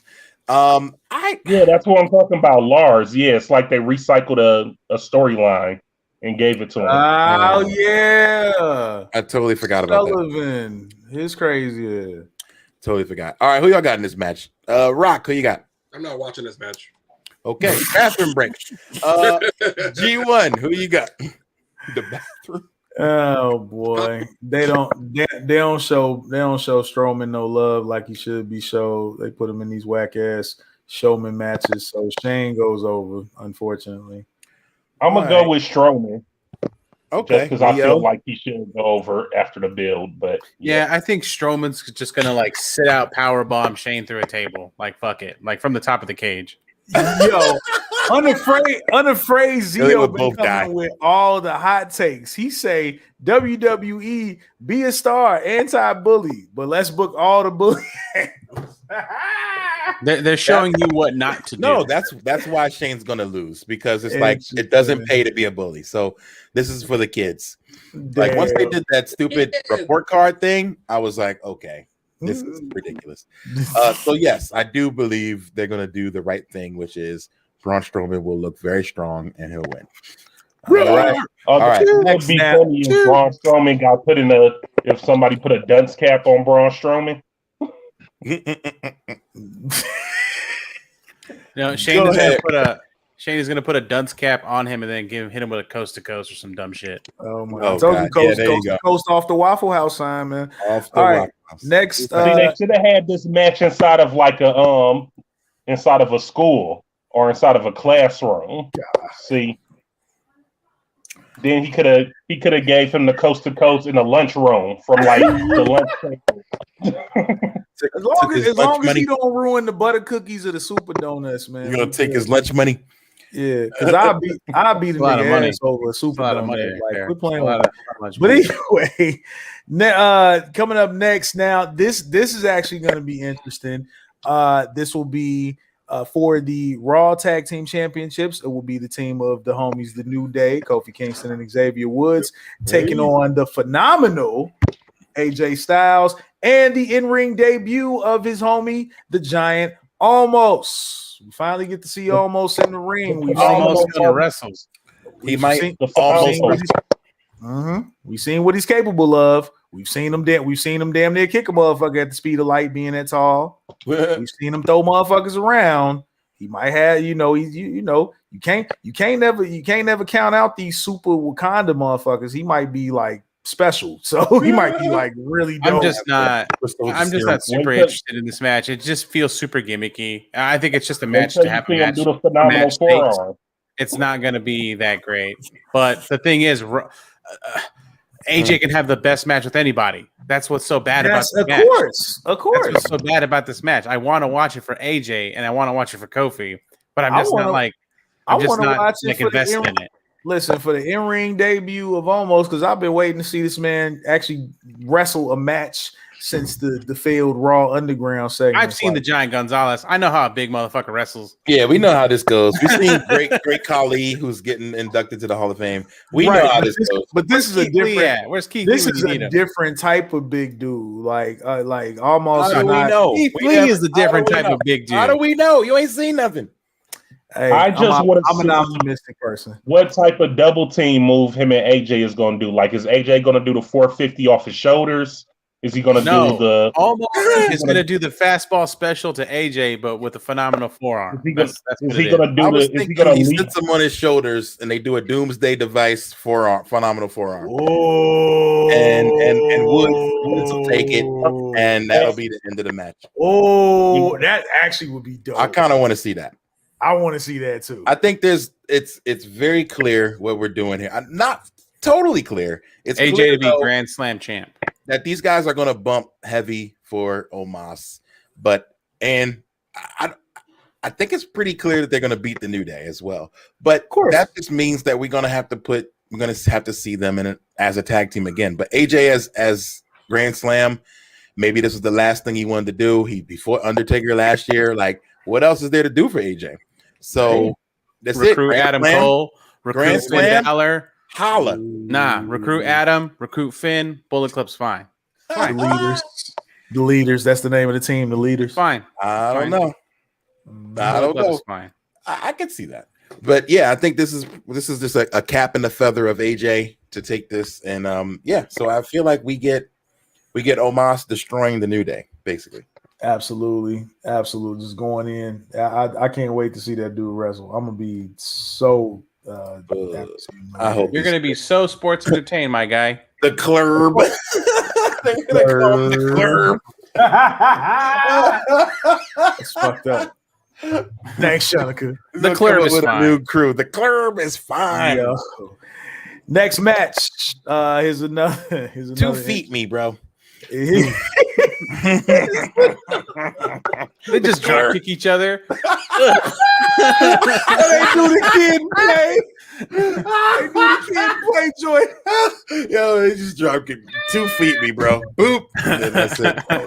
Oh Lord. Hola, hey. Oh God. All right, what else we got? This is only night one. Good Lord. Let's go. Next match is the in-ring debut of Latinx rap superstar Bad Bunny and Damian Priest taking on The Miz and Morrison. Hey, ho, ho. We know Bad Bunny been getting all the press. We know he got a full entrance with fireworks. We know he's actually been training a little bit. Bad Bunny not losing. He woke up in a new Bugatti. Yeah, that's the money grab, man. That's the money grab. Great. It'd probably be a great showing for Damian Priest, though. This is gonna be really tight to see him in like a full on WrestleMania match. I'm actually looking forward to Damian Priest doing this thing. Yo, but motherfuckers be sleeping on Damian Priest because that dude is fire in NXT. Priest is dope. And prior to this, like if not for this, he wouldn't necessarily have a match on Mania. So I'm happy to see this. That's what I'm saying. So I'm like, if they go over, I'm good. I'm happy with that. That would be fire because that's Damian Priest's first WrestleMania showing. That's Bad Bunny doing what he does. And what does he do? You say that's him doing what he does. Whatever the fuck he's gonna end up doing. You know what do most celebrities do? You got some celebrities that actually will go out there and get a all. You got some celebrities that just might do some real gimmicky shit and throw it to the actual wrestler. I don't know what to expect. So when I say like what he does is just whatever celebrities do. No, I know. That was just funny because you like Damian Priest, blah blah blah, and Bad Bunny gonna do what he does, and it's like what he does is music, rap, right? Right. So what he actually does is make music. Right. I feel like they gotta get the win. He gets his arm raised at Mania. Everybody's good. Priest will, do most of the work, I'm sure. If you heard that promo though, that Bunny cut on Monday, it was really good. Like it was good for what it was because he's a non-wrestler. I think he did cut a pretty well put promo, and therefore, he has like lots of respect for that. I personally felt like, he does have respect for the business, and he wants to do this. And he brought it back full circle. Like you fucked up my DJ. You can't put hands on my family like that. I'm gonna come fuck you up. Like that's kind of what the gist of it was. It's a little bit of a build up. It's nice. It was convincing. I like it. So he's like, where we from, man? You know where we from? I was like, okay. Like, and they don't play that. So he got to get revenge for the Bugatti. Yeah. Oh yeah, and you messed up the man's $2 million car. Yeah, now they brought the watercolors out and fucked up this Bugatti. Yeah, you could tell like that was like some trash ass watercolors. Yeah, you could run that through the car wash. You'll be all right. That definitely was not NWO spray paint. Oh no, no, never that. I mean, let's also give Bad Bunny some credit, man, because if you don't know, Bad Bunny actually moved to be closer to the performance center. He's been training there for a few months. He actually loves the business. Yeah, that's what I'm saying. He's not just a flash in the pan. It ain't like he had no touring to do right now. So it's not like like a Logan Paul. It's not like he put some money to the side and said, I'm not going to do this tour right now to do this wrestling shit. He has some openings, some free time. There ain't no tours. Logan Paul ain't even a flash in the pan. Logan Paul's like that shit that you can't clean out the toilet just by flushing. He's only going to be there because he's Sami Zayn's guest. Like Bad Bunny's been around since Bad Bunny actually been showing up every week. He's been working, man. Like a wrestler. Like, yeah, like I give him props for that for sure, man. Bad Bunny that shown up more than Brock Lesnar his last run. I swear to God. You took the words right out of my mouth. I'm like, damn, Bad Bunny actually working.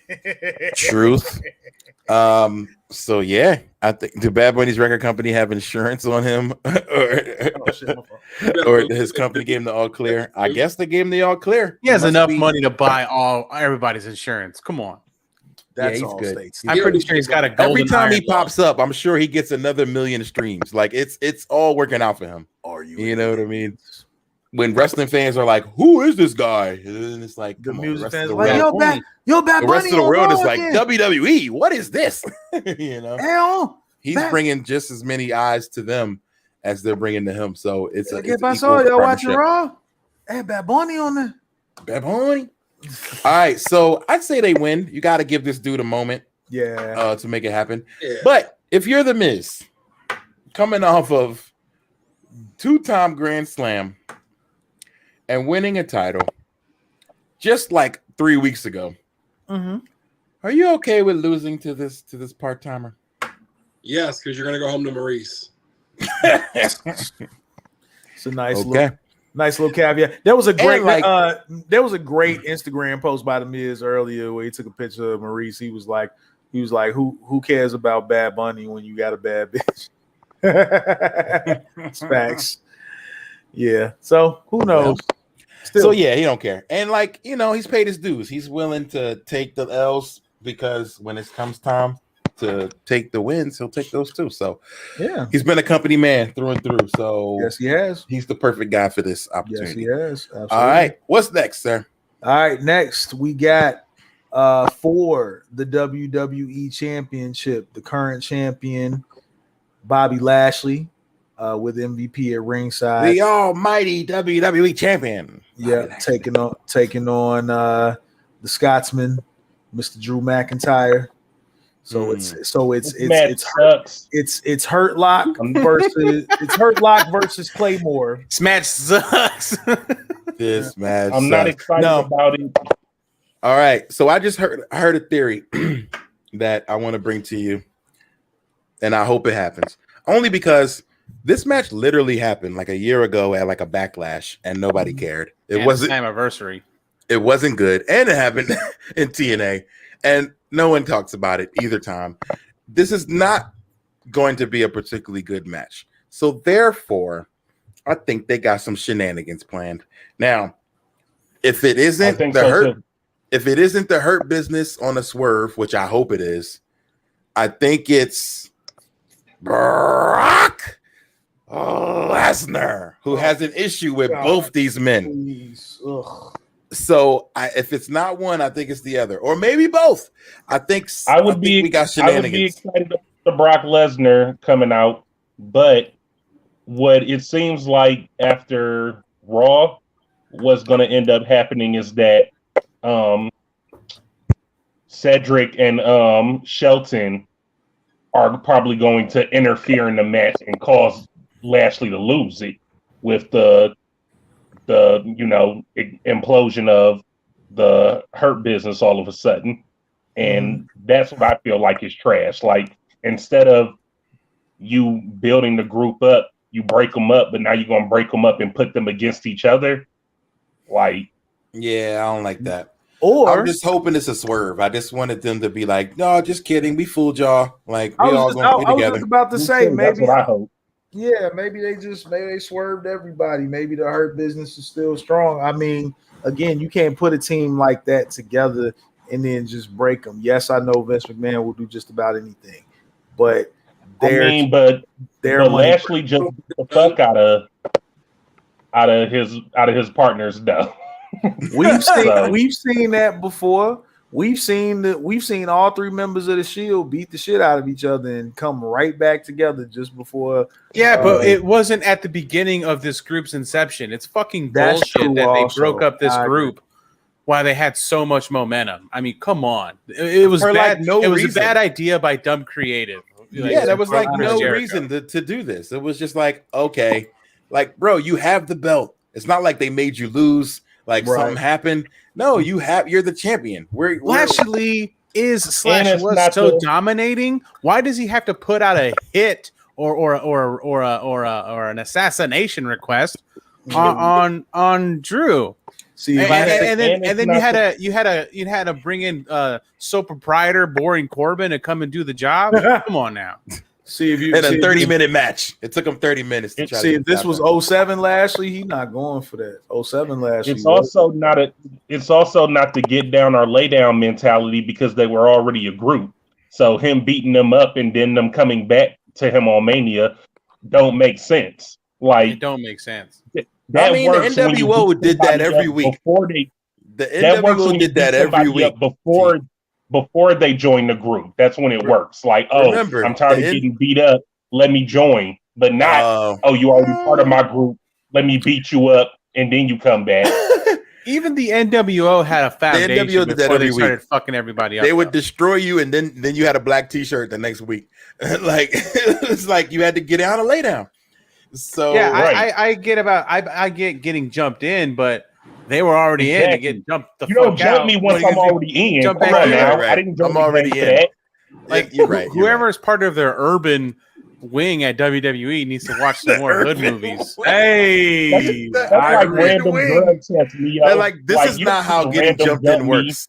They're already in. You don't just random jump me throughout my gang time here. Like they had to get some writers to spend a little time in my hometown. Just stand on. No, they could just go to Tubi.tv and watch all the hood movies right now. Just watch Breaking and figure it out. So all right. So here's the other part. Rock, I mentioned that I've read some rumors that they think Brock Lesnar may interfere in this match. I think I'd rather have a Hurt Business swerve than a Brock, thing. But either way, I would be interested. But what do you think about this match? Yeah, I don't see a reformation of the Hurt Business. Were you there when I was at Front Porch when I was talking to Cap and I was like, it's funny how WWE always puts the axe on like all things African American or Black as soon as Black History Month's over. Because they were all about the Hurt. They were all about the Hurt Business during Black History Month. And then March came around. They were like, I'm not going to do this anymore. Nah. Bro, that's what it seems that way. Neo, you got. You know what though? The other thing, like I would rather have Brock on the Monday after Mania. Like I wouldn't want him in Mania. I would rather have him after Mania, just because. Like, why? I get it. Like maybe a big payday for him, but why the fuck? I want my Mania to stay the pay-per-view that sums up. It should end feuds. Yeah. Not continue. Let's put a bow on things. Like I've never been a big fan of making Mania like, oh, this is where it started in Mania. Right, and they don't normally do that, so you might be right on that. Okay, so with that being said, who we got? I think it's very clear that Drew is winning this match. My only thing about that is I just hope this doesn't put Bobby Lashley into the mid-card oblivion where he never smells the title again. Yeah, when are you going to wear that shirt again, Rand? I'm wearing it to Mania. The Hurt Business shirt? My Hurt Business tee is coming with me to Mania. All right. I'm going to have it on. I'm going to be yelling like Leo Rush. Lashley. Show him Lashley. Of course you're going out. Even if Lashley loses, it's his first match against Drew because he won the title from Miz. So they can still run it back, but it would make more sense. Like Rand was saying, Backlash next month, so they'll do it again. Yeah, I agree. And then if Brock comes and then you build him into it the same way that they've built up the Daniel Bryan and Edge and Roman match. I mean, that's looking pretty good now. And we've all said it. I think Bobby deserves a Brock Lesnar match at some point. And if not now, when? You know what I'm saying? Like, we always feel like he's earned a Brock Lesnar match. So is the Brock Lesnar match just the pedestal? I'll tell you what about Brock Lesnar. He loves being Brock Lesnar loves being in a triple threat match or a match where it's more than one person because he goes out and goes to sleep for half the match. You can take a powder, kid. and gets paid for that shit, and then he just comes in and F5s you. Like, right. That'll be Backlash. I think I can see that for Backlash. But for now, I agree with Marcos that Drew will get his moment in front of a crowd, which he has earned, by the way. No knock. He's going to get his moment in front of what, 25,000? They say Raymond Drew, James. Yeah, Drew has held it down since last Mania. Has become a legit top guy, and he's held it down. I wish it wasn't against Bobby. But I do think Drew deserves a crowd in front of him when he wins. Yeah. But they're doing 25,000, right? Bobby Raymond James Stadium just got out of jail. Like, what's going to take the title off Bobby Lashley? It don't make no sense. Do it for Bobby Shmurda. Come on now.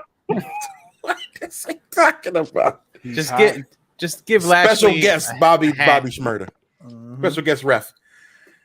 If Bobby Shmurda or Bobby Lashley wears Bobby Shmurda's hat, then he might have a chance. There you go. I wish it wasn't. Bobby Shmurda needs to bring him out. He needs to perform Bobby Lashley out to the ring and throw his head up. Look, if Shmurda was a wrestler, his entrance would always be his hat returning to him from space. So it was just saying, Leo is going to be at GCW. What's stopping Leo Rush from coming to Mania? Hey, security. He's so quick and elusive. They can't catch him. Mark Henry is. He'd be like, "Hey, hold on now, brother. I'm gonna need you to go grab them bags there, brother." Yeah, go get them bags. Yeah. Oh, Leo Rush will be there, and as well as I'm guest announcing a show on Thursday night that AJ Gray is putting together, the Collective for the Culture show, where in the main event is Too Cold Scorpio versus Rich Swann. And I'm like super hyped about that. Like, I really need to see that. Hey, yo, if GCW is getting you a couple of plug codes for a fight, you let me know, homie. I will let you know. Absolutely. Yeah, I'll see what they're going to do. But yeah, go get them tickets. It's at megaran.com/shows right now. All right, what's next? We still got a whole other day of wrestling. Oh, yeah, we do. Coming up next, of course, main event of that night is our ladies, Sasha Banks. It better be the main Bianca. event. Yep, Sasha Banks versus Bianca Belair. Pause. Okay, so this is night one? This is night one. Okay, good. So you think they're going to main event? Yeah, I think so. Yes. Singles match for the WWE SmackDown Women's Championship. We all kind of talked about who we want to win that match. So I think that's unanimous across all of us, all in favor of the EST of WWE. Bianca. Yep. All I in think favor. Bianca should win that. Absolutely. Hands in on that. Bianca. Yep. Neo Rock. For sure. Everybody for Bianca? Yeah, she's gonna be the EST. Yeah. And all right. And Teak, we know. And so that's all night one. Now we jump into night two. Night dose. And that craziness. Night Dookie. Yep. Night. First off, we got tag match for the Women's Tag Team Championship. It will be, of course, Nia Jackson, Shayna Baszler versus whoever wins on night one, that tag team turmoil match. So, of course, we already went over that. Reginald to be at ringside with Nia Jax. Reggie.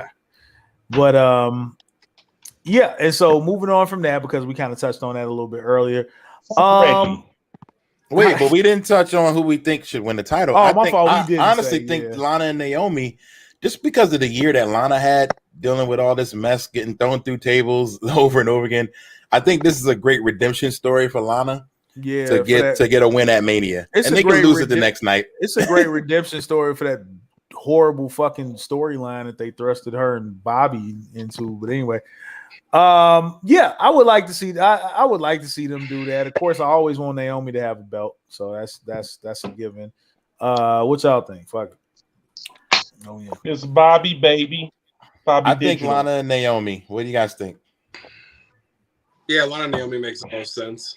Mm-hmm. I would hope so. I would hope so. Like I'm all for that. For that booking. Book that stuff.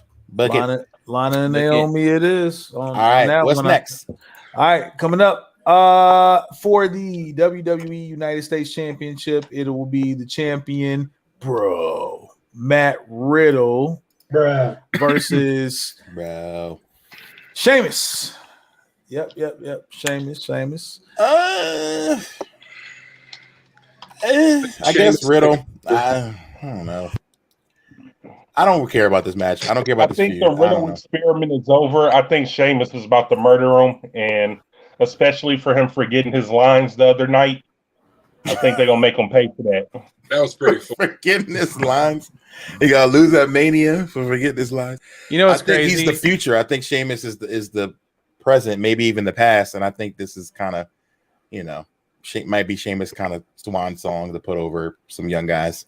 What's crazy is like Riddle can go in the ring, and once you start scripting his promos, like you kind of get what happens, because he was a good promo in NXT. I thought he was hilarious in NXT. He's very funny. He did that. How much fish could Bobby Fish fry fish if Bobby Fish could fry fish? That was hilarious. Funny as hell. But yeah, I think only a man under influence would think of such things. Riddle is just. I think he's just too pigeonholed, and they're just tossing him gimmicks to see what sticks. I agree. And that dude straight up this told the dude can wrestle, cameraman, bro. Like this dude can wrestle. I forgot what I was gonna say. Like, no type of saving that skit. I'm surprised I they don't even know showed if it unless they were shooting it I've read live. I've read that was pre-taped and they just kind of let it go because it fit his character. So That's I don't hilarious. High. So they went with the high forgetful. Yeah, shit. because I think that many of those vignettes are pre-taped before the show. So, but I don't know. I've read that, but I don't know if that's true. Indeed. Well, So did we I all think, pick a but I winner? think Riddle because then again, has Sheamus ever held the Intercontinental title? Because if not, then why not? Because I like people being Grand Slam champs, but This I don't is know. the U.S. title, right? I don't think he's ever had it. Oh, this is the U.S. He's probably never held the U.S. So in that case, I want Sheamus. Sheamus has held the U.S. title before. He had a whole run with that belt. I feel like.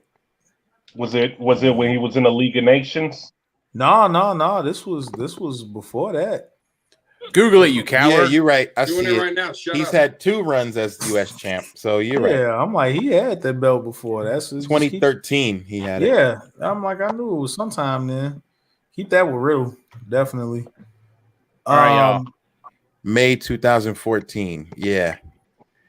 He beat it was a ladder match. And then yeah. But anyway, I go remember ahead. vividly.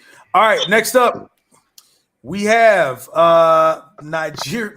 I don't understand this. Nigerian drum fight for the Intercontinental Championship. It is our champion, the homie Big E, versus a newly refreshed Apollo Crews. What the fuck is this match? What does this mean? WWE with the stupid. Do you get slammed through a drum? You have to go through a drum to lose. Is that how that goes? What? First of all, here's this racist bullshit. Without being called a street fight because they already got a street fight card. Right. Hey guys. Hey WWE. Let me ask you this: what constitutes a Nigerian drum?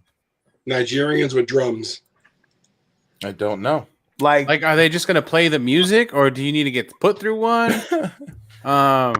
Maybe they'll explain this on SmackDown, but who knows? Basically a street fight. Anything goes. Yada yada. I hope they do explain it on SmackDown, because when I heard Jericho do the mimosa match, he at least explained what's going to happen. And I'm like, oh, okay, you're going to get dumped in some mimosas. I get it now. Yeah, but the name of this match doesn't have anything to do with the stipulation. It's like a Punjabi prison match.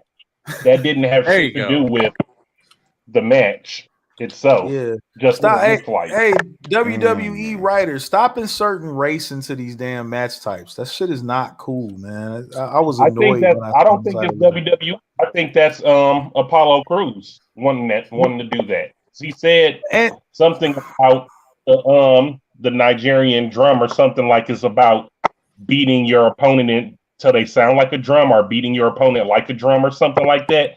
So this is all him and his heritage stuff that he's doing. But then on that, scripted.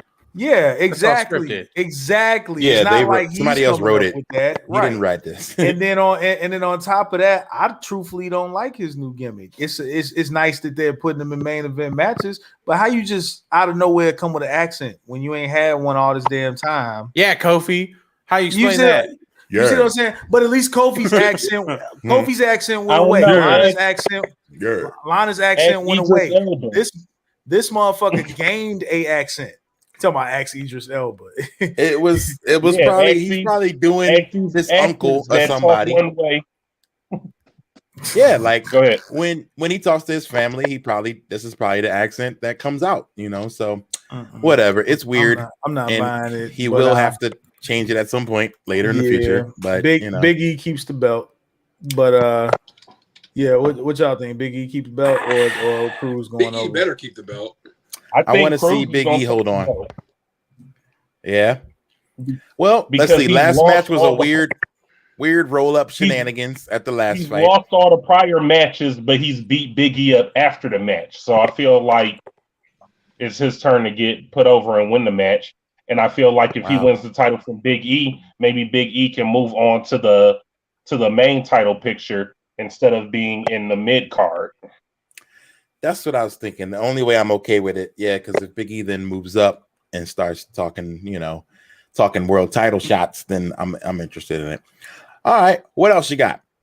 All right, next up we have in a singles match Randy Orton versus the returning Fiend Bray Wyatt with Alexa Bliss at ringside. Mr. Bacon in his new burnt up mask. This is gonna be garbage. In a black pool of blood match. Maybe it'll be pre-taped. I don't know. Maybe it'll be pre-taped. I don't understand this. I don't care. I can see this being produced for sure, but like that whole he's got like this like creepy nub for a hand. Like this is my strong hand. He's gonna be doing lariats with his strong hand. This is weird. I don't know, man. I can't call this match. I don't know. I guess the Fiend, sorta. God, Mr. Bacon. Mr. Bacon. I don't know, man. Yeah, he looked like a burnt. I got Fiend. Yeah, I got Fiend in a win in a pool of black stuff. Grease. I don't know. Bacon grease. Maybe. I don't know. I think Fiend has to win. Do you think this match is going to be worse than Bray Wyatt's previous WrestleMania showings? Is this going to be worse than the bugs in the ring being projected? I mean, it's still Bray and Orton, so we're talking about two people who can. It's a burnt up one nubbed Fiend versus Orton.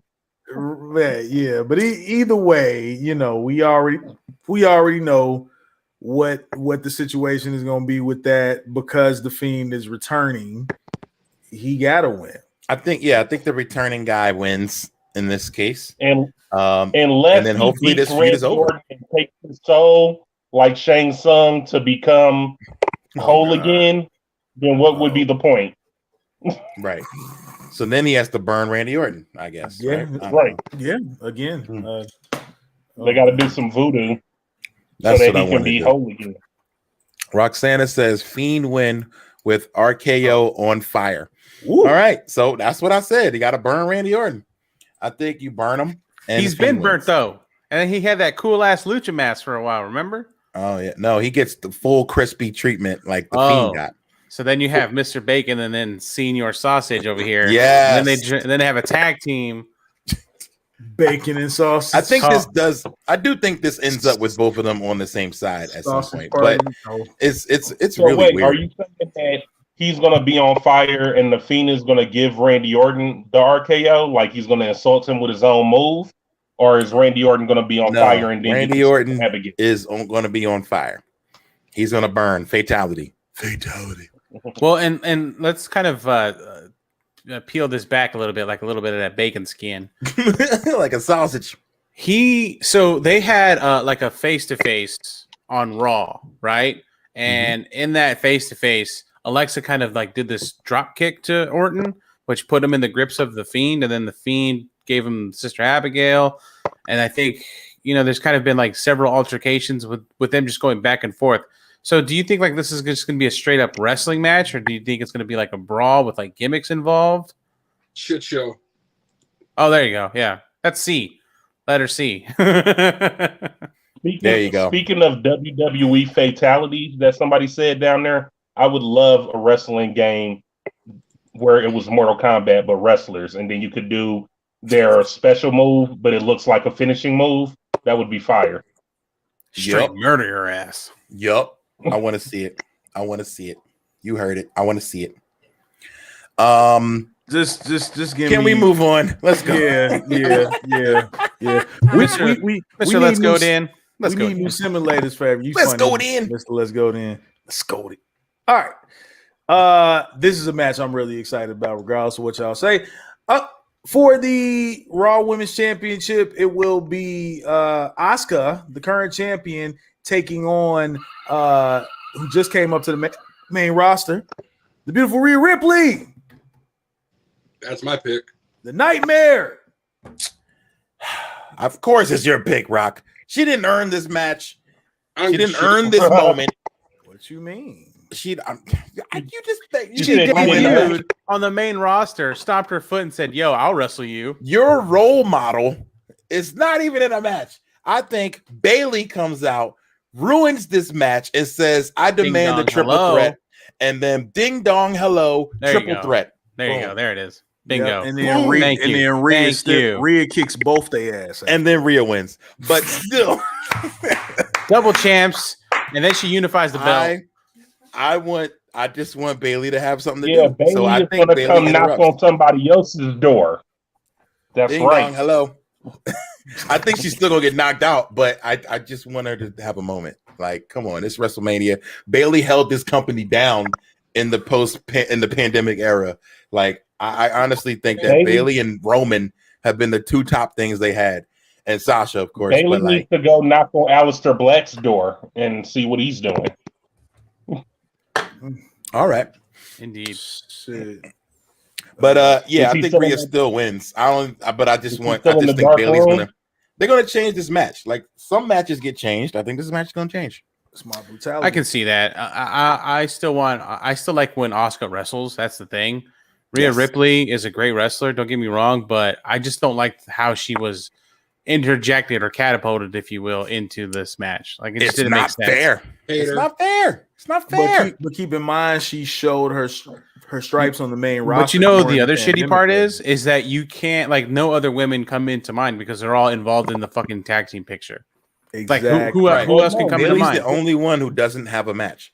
Wasn't Charlotte in this picture and then she got removed or something because she had to back out due to Andrade's she got COVID relief? And then she got pregnant, she had apparently. COVID. Maybe there was a pregnancy scare. I don't know, but she's not in Mania at all. There's rumors about Becky Lynch, which I think might happen after Mania. But yeah. So that was just bullshit that they were saying that they gave her an ultimatum for the WrestleMania match, or bro, I don't believe that at all. I don't believe that at all. Not saying I know these people personally. I don't know. But yo, Charlotte really risking her career for this guy. I don't see that. Okay, all right. I mean, it's getting ready to be her husband. So it's not just some random guy. And she's got a lot of fucking leverage because of her name. That's her Papi Chulo, bro. Yeah, I'm not gonna roll with that one, Rand. I don't think that she would make that kind of statement, like, "Oh, you got to let him get out, or I'm leaving." Like, what you gonna do? We own you over the world. We own you. She can become Ashley Flair. What happened when China tried to leave? Nada. They said that she put in. Back in the day, there weren't many opportunities for women back in the day. Out, China. Come on, there was opportunities for China. They wouldn't even let her do TV. She wouldn't even let her do TV. That was it. And she did a couple New Japan stints. Like, that was it. Charlotte would disappear tomorrow. She would disappear Jimmy Hoffa style if she tried. I'm sorry. I don't think. Yeah, you sorry for that take. Man, y'all, come on. You think these guys have that kind of power to pull a Rand? You disrespecting the Flair name right now, bruh.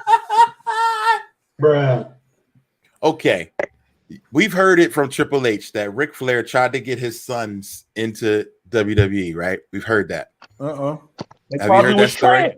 Have you heard that story? No, Flair. Never. Not David. I remember but the David one, Flair the one who from died. WCW. No, the one who died, Reed. Reed. He was like, I remember he was trying to get Charlotte in, but she was ugly. Rick That's why they said, didn't. Rick said, "Yo, please sign my guy. nothing's Sign my changed. guy." And nothing happened. He didn't sign his guy. You know why? Because they didn't need him.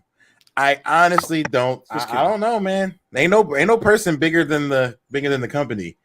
I don't know. I think they would drop Charlotte like a bad habit if she said that. I don't. That's interesting. I don't name know. is- I feel like if they dropped Charlotte, she would make money everywhere. So How? You can't use your name. You can't work. You know, if you how many people void your over? You don't need the How many name, people though. in AEW not using their Didn't WWE name? Let's not act like that. He trademarked Ashley Flair also. Like she was ready to go. If you void your contract, you can't compete with another company. Yeah, just Like for 90 she days. would violate her contract, which means she would have to wait out the majority of that contract length. Right, but And- once her contract is over, though, she'd be good. She's a Flair. That's her last name. They don't own her name. Roxana, I could she's be actually wrong. she's already in the performance center as we speak. She's been in there since like late last year sometime. Rockstar. So she's already what is there. her name? I forget. But yeah, they said she's in the performance center. She's working.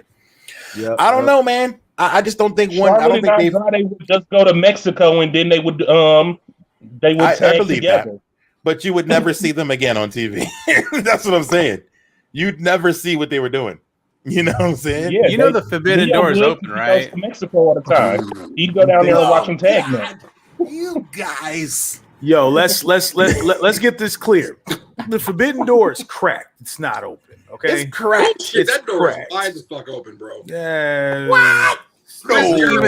Chris Jericho was on the Stone Cold session with Well, Steve Austin on the WWE Network. That door no longer exists. Okay, Right, let's but see. that's- We'll see how many we'll come times they back. say AEW on that show. That's what I'm finna say. Why- It's also Jericho. You know what I'm saying? I feel like Vince and Jericho. They don't have to Haven't say opened. AEW during that interview, though. They will say AEW. It's not about. The thing is, though, that interview wasn't about AEW. No, it's about Jericho's career. So I would imagine.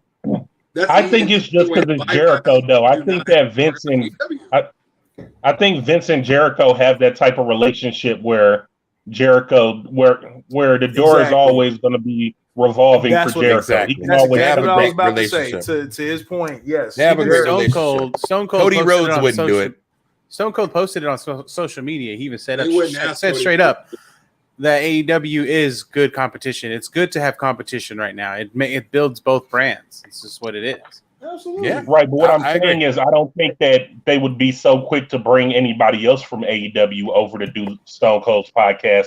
But because it's Jericho, Vince is like, yeah, bring them back. Like Jericho can come back whenever. Right. I don't think it would be. And I honestly think that's the it would same be thing. Rusev. Yeah, but I honestly think that's the same. That could be even the same red carpet treatment for Paul White. Like I wouldn't be upset. Absolutely. yeah, probably. Yeah, well, he's an ex-WWE guy. Again, I'm saying, like, I'm talking about people that hasn't been through the WWE system. But it also depends on their relationship with Vince. Like, Vince gave Jericho the okay to leave and go do whatever he wanted to do. Like, I mean, another caveat to that is Renee Paquette just had Bailey on her podcast. That's like another Didn't glimmer Renee of. leave the WWE? She doesn't get That's a check from them anymore. I know that, but again, WWE can still determine like on where they go. You know what I'm saying? Like what podcast they can do. That is true. Yep. Okay. Good point. We all know what the last match is. Triple threat. What is now a triple threat for the WWE Universal Championship? It will be the head of the table, the tribal chief himself, Roman Reigns, the champion, with Paul Heyman at ringside, defending his title against Edge, and now Daniel Bryan. So it was Spear versus Spear. Pardon my hiccups, but now it's Spear versus Yeslock. But the caveat of this whole story is three guys who who shouldn't be in the ring, and they have found a way to rise to the occasion and get back to doing what they do best. We had one person with cancer and two other people with neck injuries or whatnot, and everybody is in this match now. So that's the cool part. That's the cool element of it. But if from an investment level, y'all know I'm Edge all the way on this. So that's my Edge is not a bad guy. Just your question. First of all, Edge again. Yeah, a good point, Neo. Edge is now back to the ultimate opportunist. Edge, but so great promo, by the way.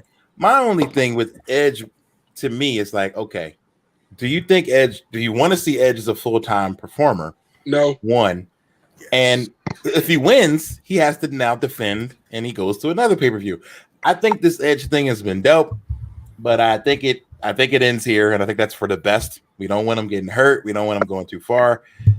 Good job. I'm not upset. Good job, Edge. I'm not upset. I'm not upset with old man Edge. The grizzled Edge and him going veteran. heel again. I like Edge this. This is great. They were saying the reason that they wanted him to go heel is because he's old. So old people got to be heels, I guess. Old people should be heels because they can work slower. Yeah, working slower works better as a heel. You work from behind, you get to cheat, you get to sneak around. You don't have to show your strength all the time. I like Roxanna's take and long-term booking here.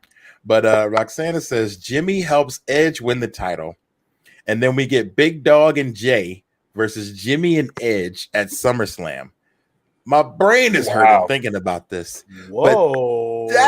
That's way too smarky. Wow. Put your fedora back on. I need to put a fedora on just to tip it for you for that. Wow. I'll go get mine. Hold on. I need some That water. is impressive. That is straight vibranium. Ooh, that's a very, very, very interesting take, and I would love it.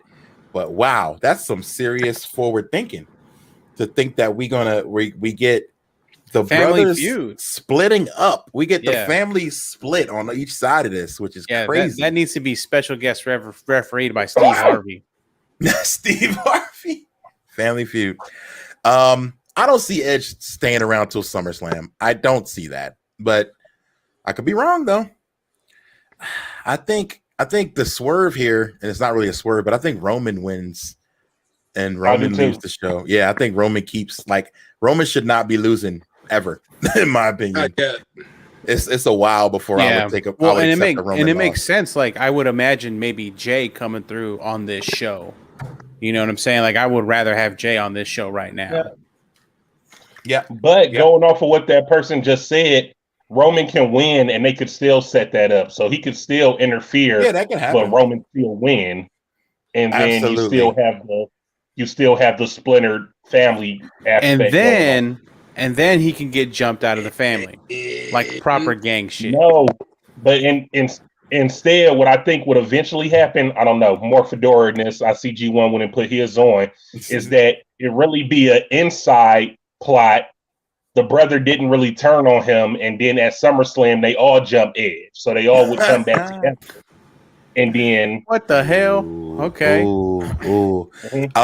Dragon Master got up a good point, and I think that's true. I think both of these guys are so well protected that bringing Daniel in means that he's a guy who can eat this pin and not lose anything. So I hate to see it, but I do think DB will be the one to take the fall here. Because again, he loses no sweat, he loses no luster, taking a loss in a hard fought match. So bringing him in to take that L is not a bad thing. He's been putting a lot of random guys over and losing a lot, so he's good with that. For sure, I could see that. And they've been saying it over and over again. Michael Cole or whoever the champion does not have to be pinned or submit to lose. So if Roman loses and without getting pinned, he could get out of this with unscathed and get it back later. But I don't think Roman should lose any matches for another 6 months, in my opinion. Yeah. funny. Yeah, 100%. I think his whole gimmick currently or shtick is way too protected. He wrestles like a monster.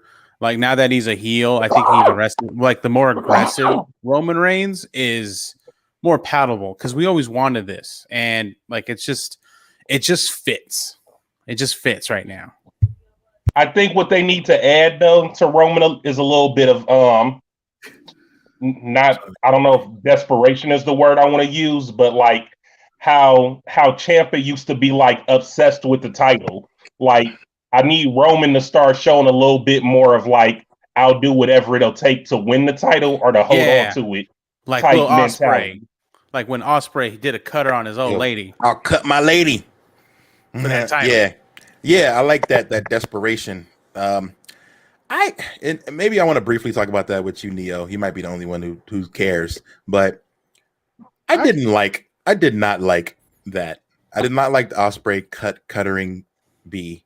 Yeah, I didn't like it either. It for made a no lot of fucking reasons. sense. Like it was like why? What does that prove? Like that proves nothing. New Japan already, and I hate being ultra critical over stuff I like. What happened? He cutted his lady? He cutted his lady. He's like, I want this so bad that, basically I'll hurt anybody for this. And then he just grabs this woman, RKOs her in the middle of the ring. His girl, if it's the B that I'm fire. thinking about is B Priestley, yeah, I'm about to say B Priestley, independent superstar. Her and another one of my favorites were a team, but yeah, I didn't get why that happened because I seen it.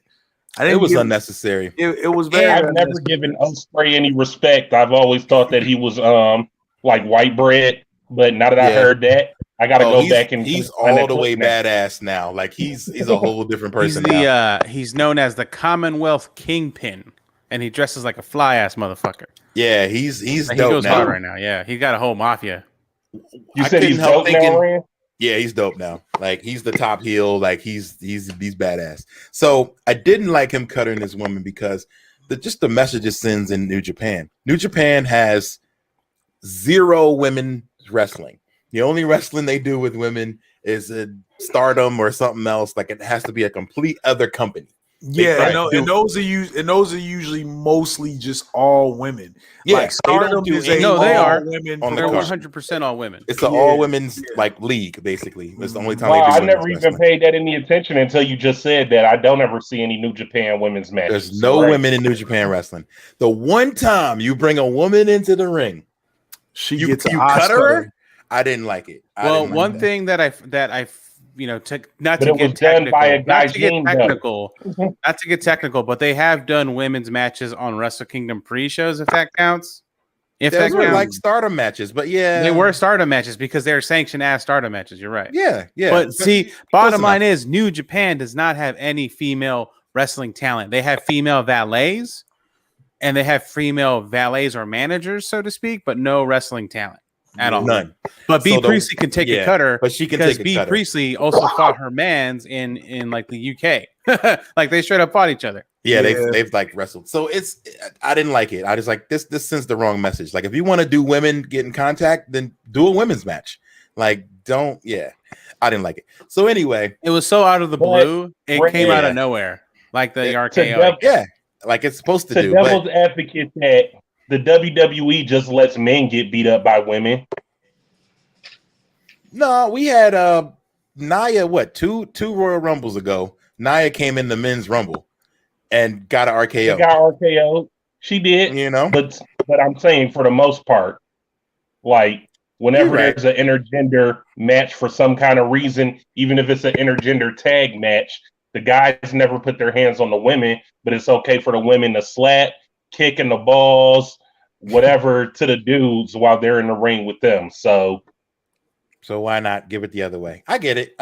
It just didn't have no place in New Japan. It was. I just feel like in what New Japan does, do intergender or don't do it is what I'm saying. Like either do it or don't do it. Don't play the. It just would have been better if they just didn't do it. I agree. I wish they didn't. I would rather him making some interesting booking decisions. I would rather him like DQ himself, like in an effort to say how he doesn't care about anything. Like he doesn't care about the rules so much that he'll just DQ himself to beat the fuck out of Ibushi. Like I would have rather had that instead.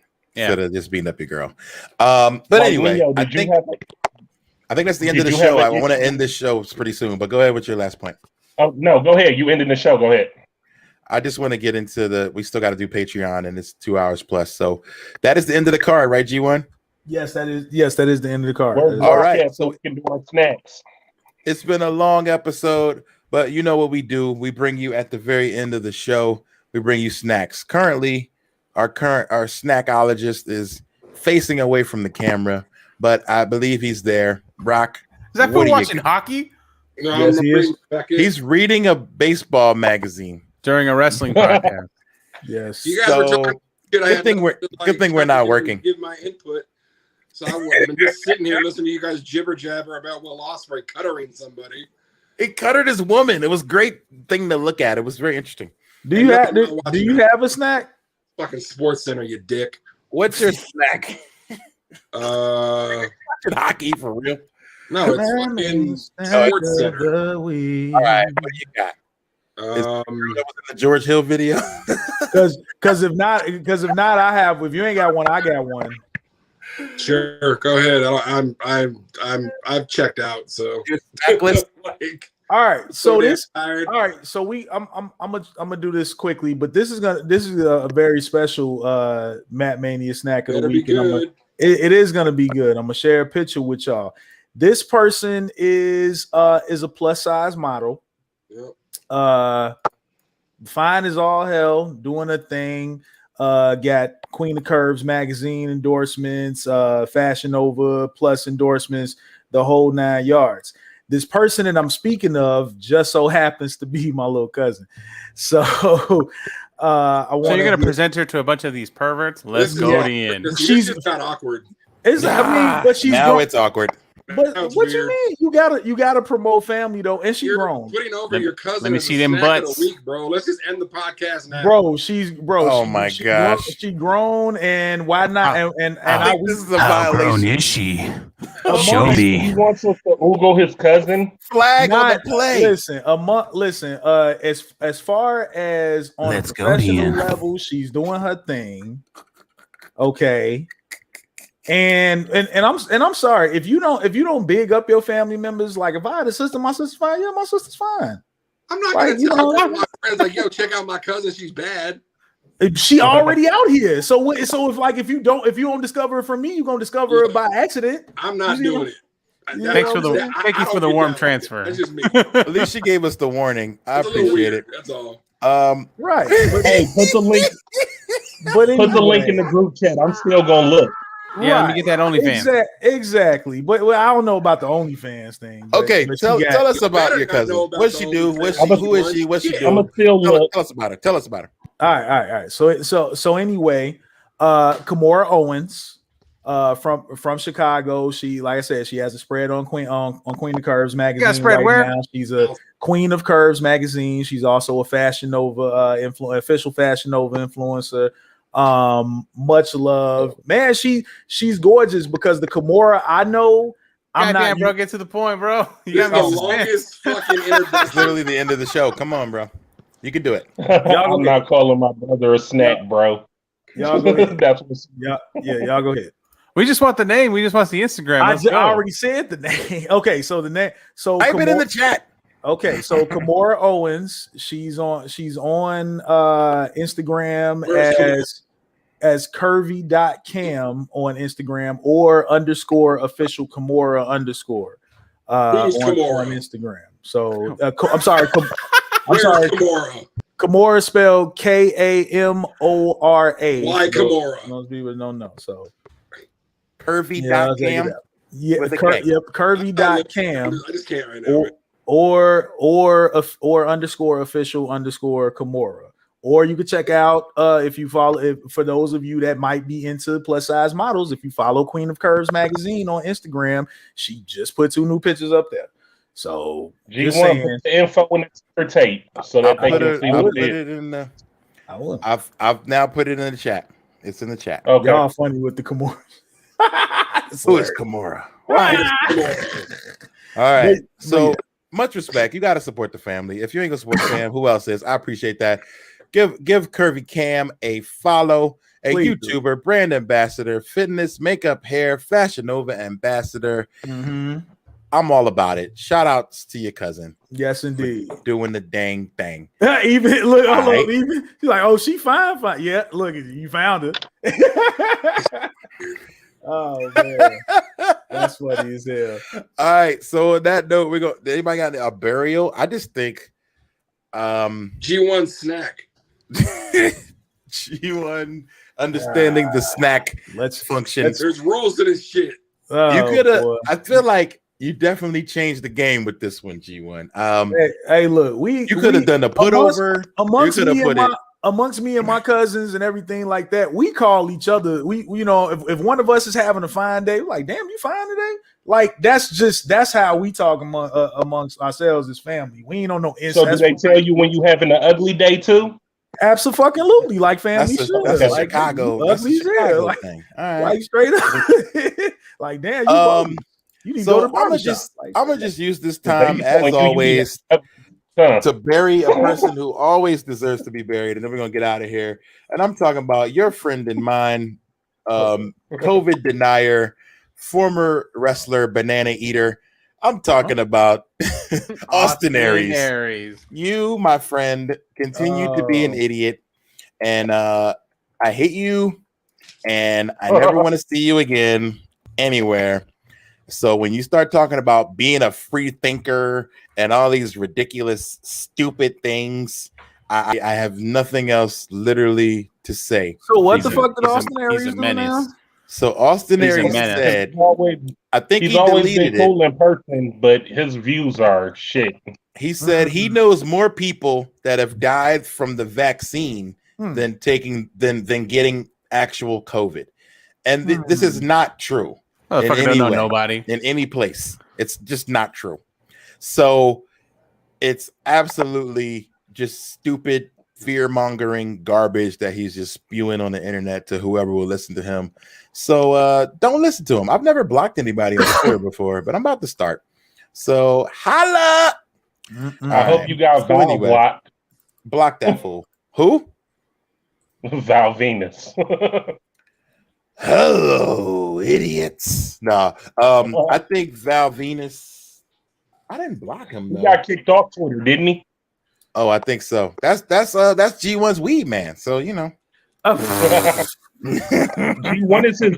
Hold on, G1 is his own weed man now because he works at the dispensary. Oh, yeah. He's like, I'm on. He fired his weed man. You got a weed dispensary job now? I'm a facility agent at so now G1 is the weed man. So holla at G1, y'all. Wait, so what is that fancy title for? You just sell weed? Friends and family discount. Hey, they don't get I'm not gonna say that publicly, but we'll talk. Yeah. Keep that on the low. Not trying to get you fired. You just got it. Exactly. I just got it. So, yeah. Now that it's recreational, I'm about to partake. Joe Pete, shut up. I'm gonna walk in the dispensary. We ain't gonna tell him which one. We ain't gonna tell him which one you working at. Yeah. I'm gonna walk in there like, let's go. Yeah. But shout out. They got me on front house, so I could be doing anything from either bud tending or working the front desk. I worked the front desk for most of my first bud tending. Is that what it's called? Yeah, that's what it's called. Yeah. This is amazing. You get a smock. I'm such a lame. I didn't know that. Bud tender. You're a bud tender. Nobody's in there wearing a smock. Everybody's just wearing bud tender. Ooh, if you're looking for weed. Yo, you gotta write that. You gotta do that. On TikTok. Let's go kill the game. It's up there. It's TikTok. definitely up there. You gotta wear a beard net while he's in there, though. Absolutely. He's in there with bigger beards than me. I got the smaller beard compared to one of my managers. Wow. So this wraps up episode 196 of the Matt Mania podcast. We gave y'all 2 hours and 30 minutes, damn it. Thank us. Don't say we don't give you content. Sorry about the last 2 weeks. We had, the way schedules and times be working, we get messed up. But we back. So don't worry. Get more on Patreon, patreon.com/Matt Mania Podcast. Also, go to prowrestlingtees.com/Matt Mania Pod and get a t-shirt or some music. Shout out to our tag team partners, the Steel Cage Network and the Geekscape Podcasting Network. And if you want to send us some fan mail or letters to the editors, or you want to complain about anything that we've said, mattmaniapod@gmail.com. All of your love or hate mail. We appreciate you. And as always, peoples, you know what to do. Keep your shoulders Off the man. Patreon episode up next. Yeah, we out. Stay tuned for the Patreon only episode. All right, so if you're watching live, you don't have to leave. But Ran, I'm where's your gonna clap? clap Come on, for Ran. and we're gonna jump right into it. Y'all ready? Got your putovers? You ready? I think. Let's do this. All right, here we go. 1, 2, smack. Look, all I'm gonna say is what I said in the group chat earlier today.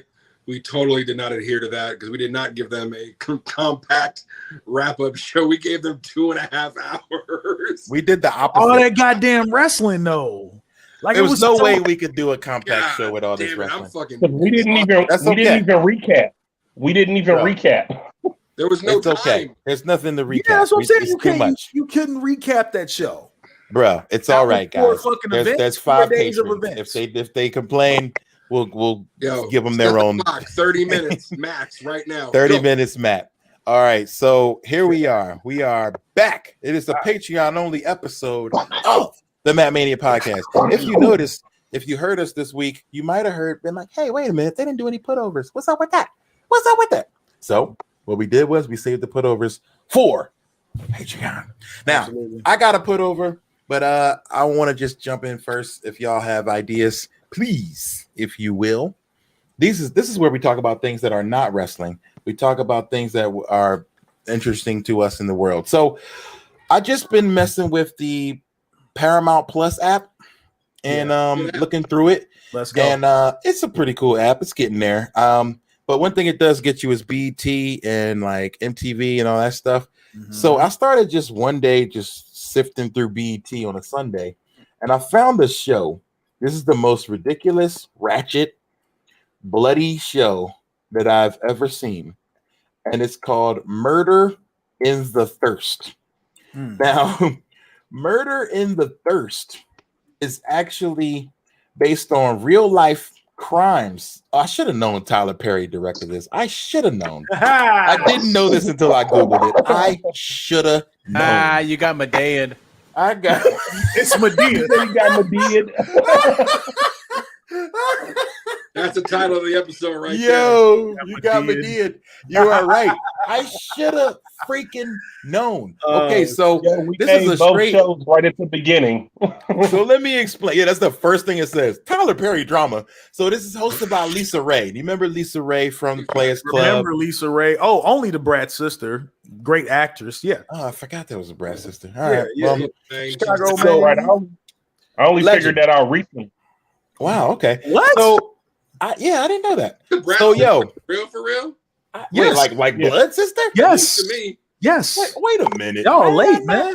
What? Wait. What? Yeah, my nigga. verifying that right now. I did not know that. Both Chicago legends. Yes. I did. Yeah, I but need see, when most of verification. us just found that out recently when they had that little spat, though. You said it like we all knew that. We didn't know. I think y'all might have just found it out, but No, people he who are in knew the from the- music from the already crib. knew that. Crib People that- business. he knew. even just outside of Chicago, people that are in the music already knew that because they didn't watch interviews with Brad, everything like that. They're like, oh yeah, they watched interviews with Lisa Ray, and she, you know, if you into like black movies and shit like that, like Lisa Ray has been in a big portion of them.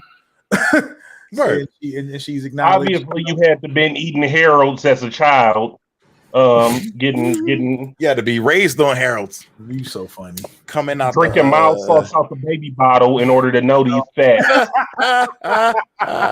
You funny as hell. There to Okay, say daddy. so before y'all get into the rest of these putovers, so Lisa Ray hosted, and they talk about like real murders that happen, like usually black people and like sports people or whoever, like just stories that have been like whatever in the news. But then I just never heard these stories. One was like this man named William Shakespeare, like that's his literal name. Ashton Teller. And Yeah. no, Abraham Shakespeare, that was his name. And so this dude won the lottery and then wound up missing. He won like 30 million and then went missing. And people were like, what the heck? So That they sounds had, like something that could happen. they had the story of Ray Caruth on there. They had the story of for basketball fans. I don't know if you remember Fuck Bison Ray Caruth. Dele, who was Brian Williams, and then he changed his name, and then he went on this cruise around the world. He retired from the NBA, and then just went missing. So they talk about these murder mysteries that really happen. But Who was that went missing? It's a basketball player named Bison Dele. Oh yeah, he was Brian Williams. He changed his name. He was all into like Zen and stuff, and then he was gone. Like he went on a cruise with his girl and was gone. So anyway, so yeah, if you are interested, I'm not here to sell you Paramount Plus app subscriptions, but I think there is a it's the quickest, easiest way to get like BET, and there's that. Also, the Rough Riders Chronicles is on there. Get well DMX, by the way. Do they have the ParamountPlus.com/Megaran code to use? Not yet. But please get a trial if you can. Don't necessarily go pay your money for it yet. No. We've already talked about this. Reach out to your network of homies. Reach out. And just see if you can get the password. See if you get the password. I would recommend reaching out to Marcos, who is usually my TV plug. Reach out to Marcos. He's usually my TV plug. So Marcos got you. Yeah, you get a 30-day free trial. And for a price. Don't just tell them Marco got him. Pay that money. I can't believe we just learned. Rock, if you look it up. So Lisa Ray and the Brat are blood sisters. Chalk it up. They have the same daddy. Yeah. Wow. Marco said he's known since the 90s. Like I'm actually more intrigued by the Bison Dele shit because they're saying they think he was murdered by his brother at sea. That's crazy. Yo, that's nuts. Yeah, he retired. He retired from the NBA. Like he just suddenly had a change of heart and then took a cruise with his girl and just never came back. It was crazy. So yeah, they did an episode on him, like with a reenactment. So check out this show, Murder in the Thirst. If you want like ratchet, but like also real life. So like Lisa Ray comes in at the beginning of every episode, and this is when I should have known it was freaking Tyler Perry. So Lisa Ray comes in like a fly outfit. Today we're going to be talking about Ray Caruth, the baller who had it all but didn't want another baby. So first, viewer discretion is advised. You at the end of her episodes, and then she leaves. Her tagline: "Make the money, don't let the money make you." Of course, it is. Nice little callback to Players Club right there. Yes, indeed. Good callback. About 15 years. That's a good one. All right, so it's a hood dateline. That's exactly what it is. So please check it out. That's it's a hot fun. Right there. It's a fun watch, and it's really good. So I like murder stuff. Me and my wife like to watch murder stuff, and these are real stories that we remember. So at least for some of them. So Murder in the Thirst, I recommend it. You know what? I just googled her. I just googled her photos, and I've definitely seen her like on UPN growing up. I can confirm this for sure. Lisa Ray, yeah, she's been bad for a very long time. She's been around years. She has been top notch I just couldn't put the face to the name until I did the Google. Yeah, you better tell him, Jopium. That's the original Miss New Booty. Oh God. All right, so who's next with the put over? I'll go ahead and put over a show. It is on Netflix because this is a Netflix podcast. This show is called. It's a documentary. It's called Not a Game. So the summary says the documentary offers an honest look at our fraught, complex relationship to video games from this perspective of gamers and their concerned parents. So essentially, what this goes through, it goes through like the science of gaming. It gets kind of into it kind of gets into like the passion of where gaming spawns from and the parents' perspective, right? So like they also go into like people who rage and stuff like that, like people who would rage like about banging controllers and stuff like that. And they just made like this comparison to like video games now and entertainment from back in the day. And it also has like an emphasis on like what you can do with being a video gamer. And, it does push the idea of like, becoming a professional gamer. That's why we're all on twitch.tv and hoping to cut our teeth on the platform. But it's an interesting take on, again, it kind of gives you a perspective of people who are gamers and people who support gamers in a documentaries type of series there. Yeah, it's a good look. Gotta check it out. Word. Okay, I'll check it out. That is on Netflix. Yeah, straight up on Netflix. It's definitely a good watch. I'm with it. I'll do my put over next. Hey, who can pull up something real quick for me on their screen so that they can help me read what the description of this is. What am I reading? Go ahead. Final Space. Final Space. Okay. So it's not just a Netflix podcast; it's also an HBO Max podcast. So I'm gonna let y'all know. Right. Oh, it's another animated sitcom. Yes. Oh, I'm watching this. Oh, why'd you say podcast? Because we talk about Netflix and we talk about HBO Max a lot. I thought you said Final Space was a podcast. Nah, he was saying that this HBO Max podcast. Final Space is an adult animated show on HBO Max. Go ahead and read the description for me, G1. Gary Godspeed is a boisterous yet inept astronaut who, in the midst of working off the last few days of his 5-year sentence above the prison spacecraft Galaxy 1, encounters a mysterious planet-destroying alien. He befriends the alien, naming him Mooncake, and then discovers that Mooncake is wanted by the forces of a powerful telekinetic creature known as the Lord Commander. Gary and Mooncake embark on a quest to save the universe together with the ship's computer, Hugh, an army of similar but unflattering loyal robots, and a growing crew of new shipmates, all while trying to uncover the mystery of what Final Space really is.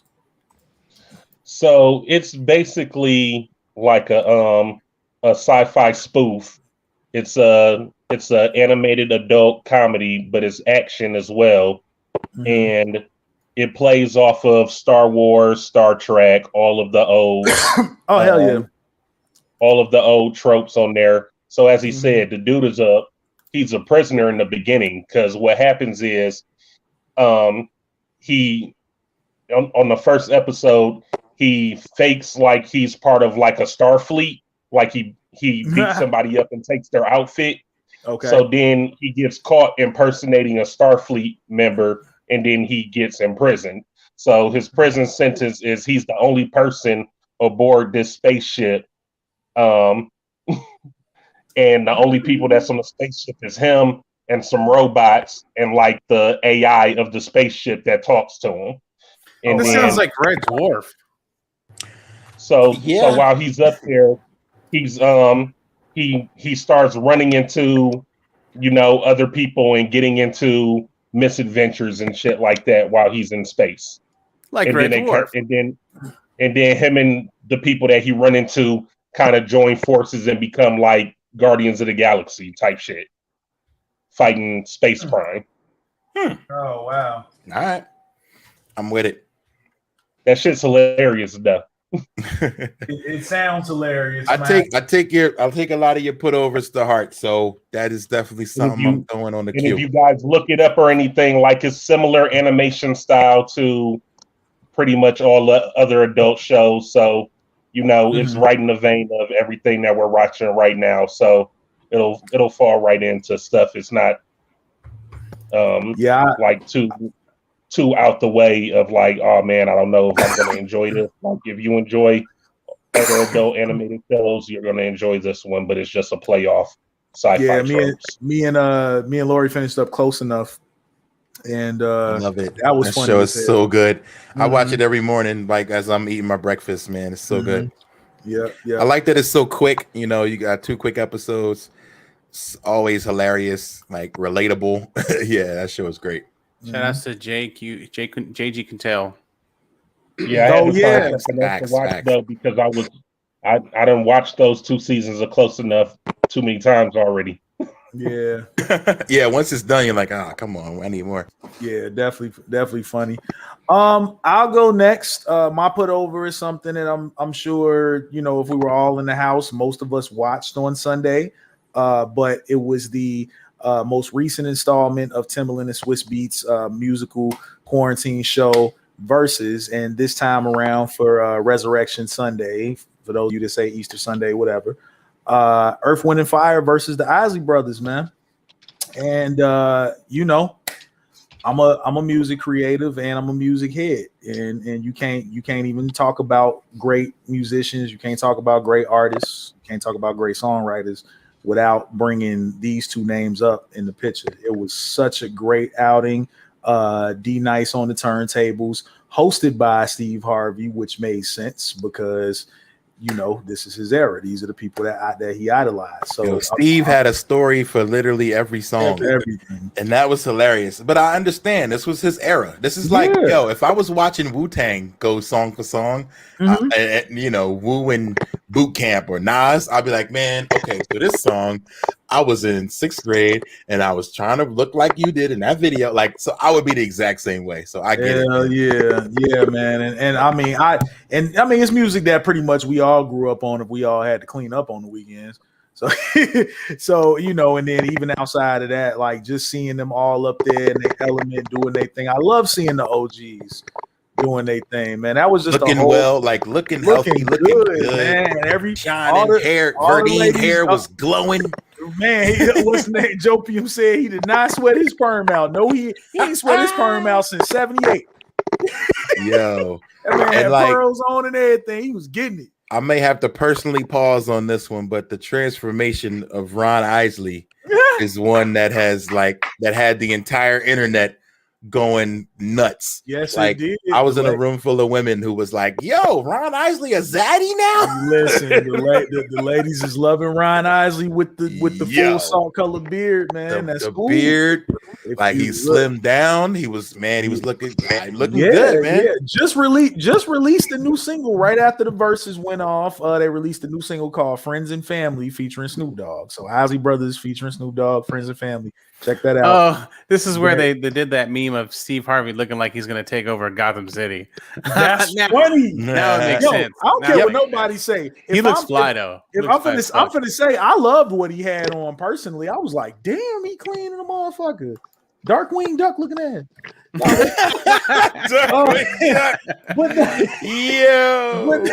But no, everybody did their thing. I'm personally, I'm a huge Earth, Wind, and Fire nut. Now I love the Isley Brothers. Don't get that fucked up. But I'm a Earth, Wind, and Fire nut. What a lot of people don't know is that Philip Bailey of Earth, Wind, and Fire, the lead singer, he also dropped a jazz album midway in like the late 90s. And a lot of that shit I still bumping, and that gets me back interested in Earth, Wind, and Fire. And so every song, it was like, damn, I forgot they did this. Damn, I forgot they did this. Then Denise Williams, her whole album was produced and written by all members of Earth, Wind, and Fire. Damn, I did not know that at all. I understood after I listened to it, after their song, I was like, oh, it makes a lot of sense. I just got to but like Black Butterfly, believe, man, come on. Beautiful. That's my shit. Hey, yo, and that new Friends and Family video. Who wanted with the Gap Band though? Oh, yeah, that's tough. I seen them live. I don't know. It's hard to say. Drop the bomb on me. See, I have like the fondest memories because when we would like just wrestle travel, Teak would always bump Gap Band while we getting ready to go. Nice. Yeah, man. I think Gap Band, he played outstanding all the time. Shout out to the other podcast who does that. So I think, man, it wouldn't be fair, but I was about to say Parliament Funkadelic won it with Gap Band. What's good? Oh, what's good? George Clinton them? What's good? George Clinton them? I don't know. That's a funky ass. I don't know if that's I don't know if that's fair, but that's a battle. That versus reeks of weed, mushrooms, and Hennessy. Somebody get Bootsy on the phone. That one. And Snoop the host. Absolutely. Oh, yes, please. Yep. Boozilla, baby. Yeah, we need Boosie on that. You know, have Silk Sonic in the wings because Boozy is narrating their whole album, so add him in the wings. Just for the yep. Like, damn, somebody else just said that shit too. That's funny. Somebody brought up a good. Ashton brought up a good point. Maze and Frankie Beverly with Gap Band would be dope.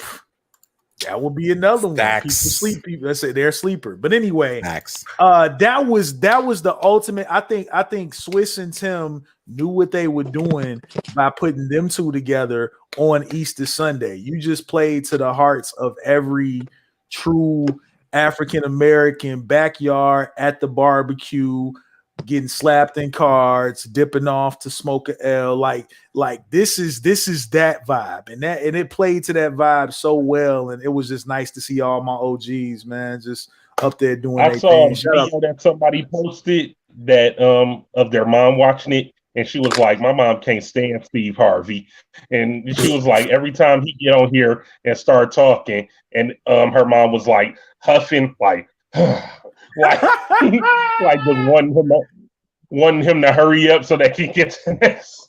Man, I love Steve Harvey. Y'all gotta leave my man. Yeah, Steve get them jokes, but Steve a legend, man. Like he's a legend. My man said I ain't get on TV till I was 38 years old, but I've been on TV ever since. hey, facts. Steve is the man. Like we gonna look back and be like, yo, you got to give Steve his flowers, man. You ever wonder what his mustache smelled like though? Oh my god. No, I actually have not ever wondered that. But what do you think? It's probably full of Hennessy and cigars at this point. After that show, for sure. Oh, definitely after that show. Ciroc and cigars. You know, they had Ciroc sponsored show. So Ciroc and cigars. Yep. Is Rock still in here? Just his video not? So that he can do his put over? Or what happened to him? Rock is gone. He had enough of y'all. He had enough of y'all. Sanka, he did. I don't see him anymore. Rock knowledge. No, I'm just gonna put in his put over. He did. So then, unless he's coming back as Medea. Do you guys want to talk about Paul Pierce getting let go after his wild IG Live video? Oh, I think that was some bullshit first and foremost. Oh man! All right, G1. Let me shoot him some bail. Go ahead, G1. G1 is the sheriff G1 the bail man. The bail bondsman. G1, open the cage. Let him out. Well, this is where it becomes G1 to the rescue. That's the thing. That's the moniker. That's the moniker. G1 to the rescue, bail bonding. I'm just saying. That's your next business venture. I'm just saying we complaining about a grown man, you know, having who works for Disney. Who works for Disney? But go ahead. Who works for ESPN? Wait, ESPN is owned by Disney? Yes. Oh, yeah. Disney owns everything. The mouse owns it all, bro. Okay, fine, whatever. I guess. Secondly, I mean, it's still some bullshit, but I guess. Secondly, even if it wasn't Disney, it's COVID protocols, bro. Like you can't be out partying, no mask on, chilling. You just can't do that. He in his house. he was quarantining with strippers. Right, he in his house with strippers that I'm sure he probably paid for. Like he was at his IG Live in that. Why are you at Instagram Live in that? It looked like that he was having.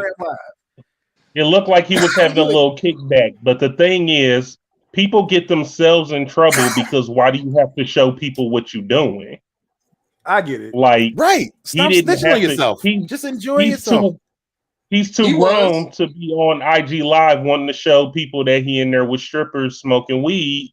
Like, that's young shit. Like, too old for that. I give you that. You videoing that, you losing your job. It's the same way when we was talking about old girl who got fired from Disney for tweeting her opinions. When you work for a company and they got certain clauses and stuff, it's like, come on now, you gonna risk the bag to do what you're doing? Because you could have did that off camera and still been fine.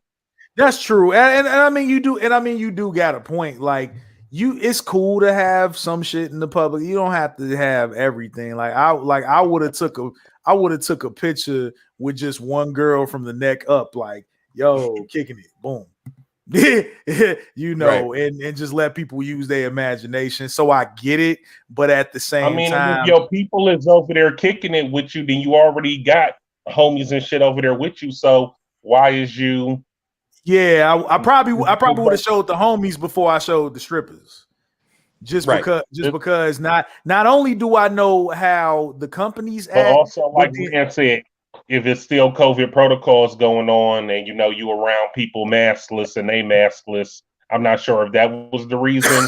But I think that was more it than anything. It wasn't just him chilling with the ladies or whatever. It was just I think it was maybe the nobody had a mask on. And it's like I'm pretty sure where he was smoking blunts and had there's Rock bitches in the background. Oh, Rock's alive. He's alive. I just turned off my camera. Okay, so facts. We asked you about your putover. You didn't hear? I had to step out because my nephew got home. Oh, you went dark on us. So, yo, talk about. All right, shout out to Joe PM who said, "What about Shannon Sharp, who always talks about Henny and Black and Miles on an ESPN Disney program?" It's already legal. He's not talking about weed. If he was talking about Henny and blunts, maybe none of those different. things are illegal. That's true. He's a grown man. He can smoke. Sure he can drink alcohol. What Shannon Sharp's doing with them backwoods, though. So let's just keep it a buck. Paul Pierce ain't even that old. But Disney That's don't what I was know. going to ask you guys also. So was he somewhere smoking weed where it was legal? Because how are people going to handle weed being legal everywhere? Then it becomes public perception. It was the COVID protocols, I think. I don't think it was smoking because, I mean, last I heard, he lives in California. I don't know. I mean, and it's legal there. Okay. So, but as you said, it was at his house. I didn't know that. I thought he was just hanging out some homies. But yeah, no, he's at the crib. I don't know. So Drizzen pops in a little late to say Paul Pierce got ganked because of the women twerking when he's married, and it was his kid's birthday. Oh shit, he's married. I'm sorry. Okay. I read that as his pee-pee got ganked. That's hilarious. Yeah, his pee-pee got. What does that have to do with him getting fired from ESPN though, Drizzen? If he's hanging out with women, that I don't know if that's, or it's his kid's birthday. That'll get him in trouble with his family. Of the company. You're always a representative of the wife company. Is okay with him having strippers there. Oh yeah, I mean we talked about it. Disney, you don't mess around with the mouse. So him smoking with strippers, I thought it was that, and plus COVID protocols. They're like, nah, bro. And honestly, at the end of the day, he might be ESPN perception, I believe. Yeah, and at the end of the day, I'm sure he's made smart decisions with his money, and he probably cool. He ain't finna do nothing but do like everybody else do. With all due respect to our platform, start a podcast. You know what I'm saying? He's gonna go work at Complex now. He gonna start a podcast. Somebody offered him a job. It was either OnlyFans. No, Cam Soda. Cam Soda offered him a job managing their social media for like $250K. Wow. Damn, Cam Soda's getting money like that? Yeah. I didn't think they could offer him that kind of bread. Well, Cam Soda got all the they got all the big stars in the adult film industry, for lack of a better term, the people that people want to see. I know Jada Fire got a page on Cam Soda, but don't ask me how I know that. But anyway, because you subscribe. You heard. Heard to the grapevine. It's man. I don't know. Understand why people are making an effort to fumble the mouse bag. You just can't do that. Like, yo, you get a sweet gig with Disney. You understand. You sign that paper. The top of the contract says Disney. Like, you just gotta know, man. Like anything that violates that morals clause, and that's a gray area. That's just anything. It ain't even written down. I bet you it doesn't say you can't smoke weed at your house with strippers in the background. It says anything that we find objectionable, bam, you out of there. Listen, I get a Disney bag. Come on, man. You just gotta think. You just gotta think. Anything. You really at that point gotta be like, you have to self-monitor yourself and be like, yo, before I do this, how is the away? Locking the phones up. Let's go. Locking your phones. Let's have some fun. Like, bro, he did it himself. It wasn't like it was his homies filming. He did it himself. Right. Like, yo, how old is Paul Pierce? Like 44? 43. Come on, man. What you got to prove to the internet? Stop that. Well, he just got that phone, so he was trying it out. He made a mistake. Camera, he was trying to, But still, he gonna go start a podcast, and he gonna go. Yeah. I mean, Paul Pierce is a rich man, and he's got a lot of clout, and his name still holds weight. So it's not like one of us losing a Disney job. It's like, nigga, bro. If any of y'all did that, that's the thing. I would personally come to you and slap you. Like, bro, any of y'all who fumbled a Disney bag because you wanted to film yourself doing something stupid, I would be like, stop. You played yourself. You played yourself. We need we need the DJ Khaled. The Spanish Lion said moral clauses for anything that could cost them sponsored dollars. That's really what it comes down to. Disney gets sponsored by a bunch of third-party companies. You interfering in that by being yourself, unfortunately. But shout out to Steve Stout, who said on that other podcast. He said the same thing. Like, it doesn't affect their bottom line until it hits the New York Times or it hits ESPN News, and then it's like, you heard that on that other show. Wow, I mentioned that. Yeah, and it's like when it hits the news, it's a problem. Now we got to fix it. Yeah, when it goes viral, it's something else. Now you messed up because you made our company look bad, and now we got to come back on. Here's the weird part of that, though. Once you get to a certain status, doesn't everything kind of go viral at this point? That's the hard part, though. When you're rich and have millions of fans, everything goes viral. So then what? So you just can't do shit.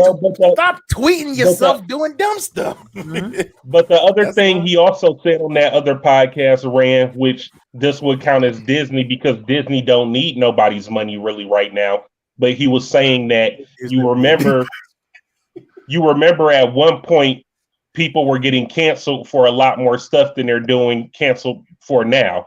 Like, rappers were losing sponsorships and things like that. But he was saying right now, people need the money so much that they're turning a blind eye more to what entertainers are doing. Not Disney.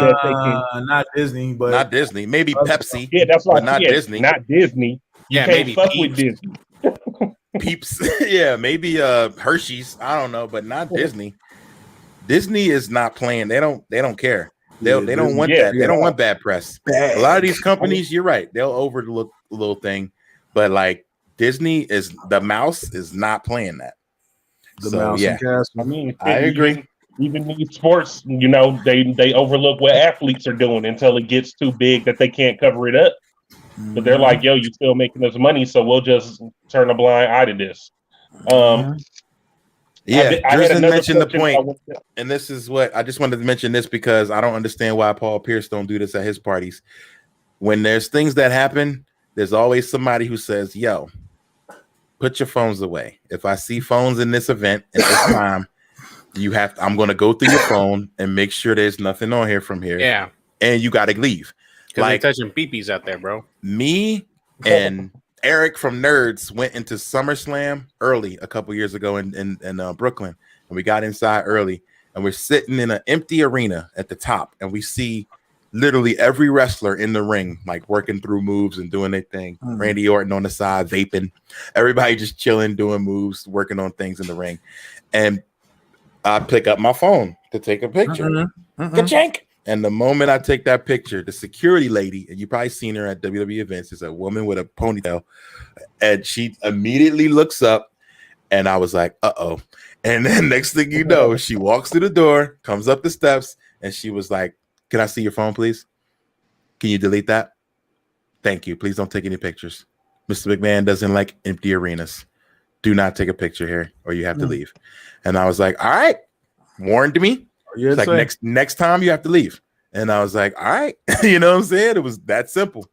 So you're like, tell him to come say to my face. Say it to my face. Vince don't like empty arenas. I ain't scared of Mr. McMahon. Vince don't like nothing. Fucking tight. I ain't scared of Mr. McMahon. It's like a goddamn thing. There's a difference if they value you over your sponsors. Take Fox News. They won't suspend because they know their viewers will still be there. But Paul Pierce is not Shaq. He wasn't pulling in ratings. You also have to be a valuable name. So there's that. But I get it. But Shaq wouldn't do that. Shaq knows better. Shaq would never do that. Shaq could just stick to power bombing. He knows better now. Shaq knows stick to doing Shaq Ronnie's weapon. Shaq could be somewhere waxing Shaq could be like, with some gold bond.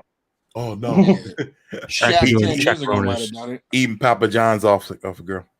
Hey, so check this out. This is something else I wanted to ask y'all. So earlier today I was watching something and they were talking about when people are going to get in a fight and they say you're going to catch this fade. So they were trying to figure out where that came from. Y'all all heard that before, right? My first time hearing that, I'll be completely fair one. I'll be completely transparent. My very first time hearing that was almost getting into a fight with my brother-in-law, my former brother-in-law. And then he says something about catching the fade. I'm like, nigga, I look like a fucking barber to you. What the fuck is you talking about? Goofy? Like, but fuck out of here with this shit. I beat your ass. I don't know about all this face shit. Yeah, that was a few years ago. A lot of fighting terms are like barber or hair related, because before I heard catch this fade, they used to say line you up. So I've never heard that before in my life until now. Yo, G1. What up, sir? What about shoot the fair one? Never heard that before in my life either. Really? I've heard that too. Chicago, when you gonna fight? Beat your motherfucking ass. Put the cups on you. You never heard like, yo, shoot the 1-on-1, like shoot the fair one. Shoot the 1-on-1, yes. But you know what I'm saying? Beat your ass, stomp you, give you a pumpkin head. A pumpkin head. Give you a pumpkin head. That's some Chi-Town shit. Ashton, if you still in here, I'm gonna give you a pumpkin head. I've heard somebody say, I'm about to line this nigga up. I've heard. Now that sounds like I'm about to get a haircut. just the basic shit of I'm about to beat this nigga's ass. Right. You finna get. I've heard old heads say you finna get this work. I feel like fade. Some rapper probably said it. Some rapper probably said it. I heard I challenged you to a Nigerian drum match before. That's about the most popular one. You know what? People on the West Coast, LA, used to say like, "You can't fade me," and I remember hearing that in songs and stuff. Like, man, you ain't fading. Say that too. I remember MC8 said that in I think it was Menace. Like, man, he ain't fading nothing over here. You know, I'm good. You know, so like I've heard fade a few times, but not like but in that context, I don't. And then I thought like, yeah, maybe. I also thought they might have meant it like fading away, like you going to sleep. So if you catch this fade, you about to catch this nap, about to get knocked out. I was telling Rand just now, like I don't think they meant that in fighting terms. I think they meant that like you can't fade me, like you can't cramp my style or some shit like that. I don't think it's my saying, but I'm talking about in the fighting way. Did you figure out where it came from when you were going through this? Nobody found the birth of this. They didn't know where it came from, so I was just asking you guys if you've heard that term and if I remember what it piggybacked from. You know, I remember I was watching these. I was watching these white boys fight, and one of these white boys said, "Boy, I'm gonna knock your dick in the dirt." And that's some white shit. No, I've definitely heard that from white guys. With all due respect, sorry guys, but I only hear white dudes say that. definitely heard that before from the white guys. I'll knock your dick in the dirt. Like, of all the things to say, like, what? What? That always tickled my brain in a certain way. That's funny. That's hilarious. Have you guys ever seen this movie called Way of the Gun? Yep. No. Oh, I have. You know, do you know the beginning scene where with Sarah Silverman? When and she tries to get her boyfriend to fight those dudes, and he says she's got a big mouth, but she's telling the truth. He's like, I'm gonna what do you say? He was like, I'm gonna fuck you silly and beat you stupid. You ready to do the man dance? Yo, that's a great quote. I told somebody in the lunchroom, motherfucking talking shit from a distance, like from 2 tables away. I'm like, man, let me put this nigga to sleep real quick. Go to sleep, Big Tebow. Go to sleep, Big Tebow. Well, that's funny because, like, slang just comes and comes from anywhere, and like just like people give Drake the credit for smoke. I mean, did Drake make that up? No, like free smoke. I remember free smoke. Like, but before that, I don't remember smoke. It been around. It been around before Drake. I just hear people saying like that's just like a common term across the country that I hear people saying like in terms of free smoke. Smoke is just this term for controversy or attention. Right. Like, but I don't remember nobody saying like who want to smoke or whatever before that. But maybe. I mean, who started the tea? The tea. I feel like that was the Kermit meme. That was that was the Kermit Lipton tea commercial. And then they started making memes out of that shit because Kermit was saying, "Be more tea." Right. Black Twitter. That's what that was. Black Twitter took it off. Took it I somewhere swear else. there's like a group chat of Black Twitter, like 10 very smart, genius dudes who make memes real quick.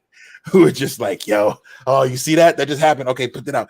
No, that's funny. Yeah, everybody all tweet it now at the same time. Bow, and then it becomes viral. Right. Put them phone fops on you. We say that too in the shot. What? That's a we everything. Let me understand. Let me give y'all a little bit of Chicago trivia here. In Chicago, all they shit is sound effects. I was just Everything about to is say. Thank you, T.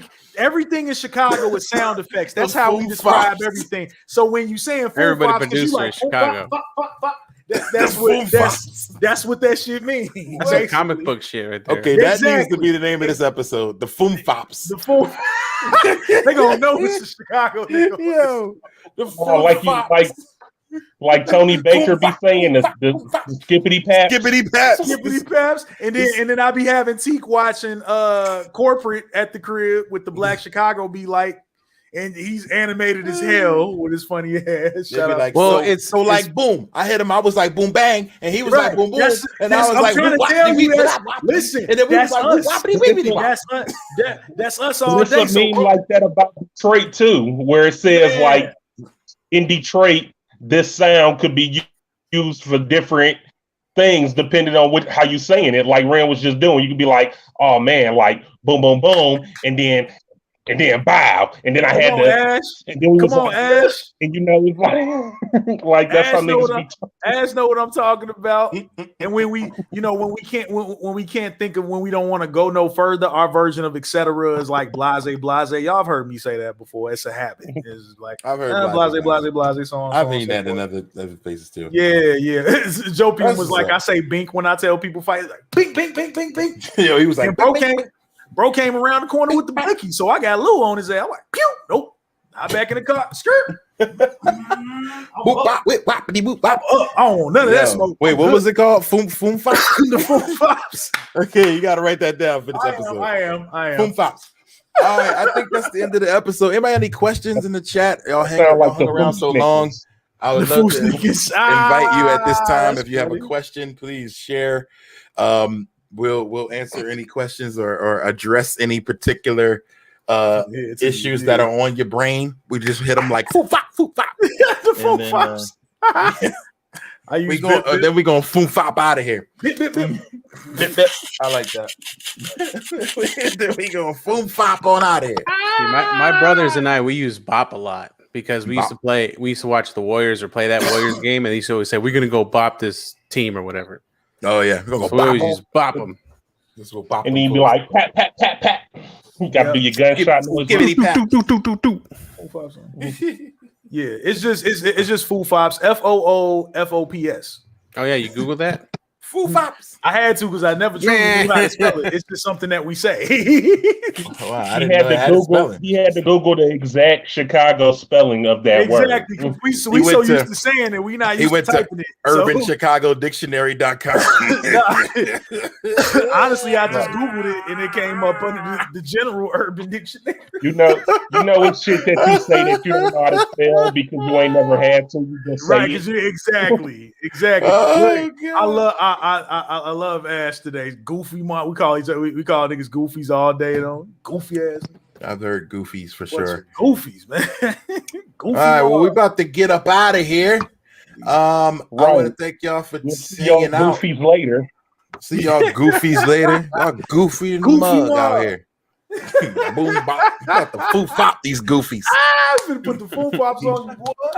Y'all these skippy paps. You have to get these boom pops, skippity paps. All you doing is talking like Pootie Tang at this point. Sadate, my damie. Right, basically. Pretty much. The power was in you. It was never in this belt. That's a cold classic. I don't care what nobody say. Pootie Tang is a cold classic. I don't care what nobody say. That shit is hilarious. All right, y'all. I'm starving. I gotta eat some food. How about y'all? Sadate. Cheers, and everybody. Be good. Yes, indeed. Showed us off the mat, all that good stuff. Boom fops and boom bam. Safe travels, Ram. Zoom zooms and wham whams. Sound like my sound effects. Zoom into boom know boom. what it is. We appreciate the support. Tippy tie on the running tie. If you guys are in Tampa, come through. I'll be around, but just be very safe. Please be careful. Wear 2 masks, get shots, get vaxxed. Yep, And Rand's be leaving us careful. again. Wash your But- culo. I'll be back, y'all. Peace. Safe travels, Rand. Everybody watching this, much love. It's G1 to the rescue. T-Call, Neo X, Rock Knowledge. We out this bitch like a newborn baby. You know what it is. Hey, what's up with this rock? Yeah. It's like 9:50, baby. You've already go to Yo, sleep. Rock is wrapped up. Rock in a bundle, G. Rock is tired, man. Hey. Bundling. Look at Rock the Eskimo. Rocking a blanket. Fucking right. Hey, what kind of Hey, third but I count on mean, them sheets? On normal nights, we wouldn't be done until close to 11 or after. So at least we out of How here. about this? Yeah, that's word. That's true. True. That's word. We'll All be right, potted y'all. for 3 hours. Yeah, that's a long one. If you're Love this on business.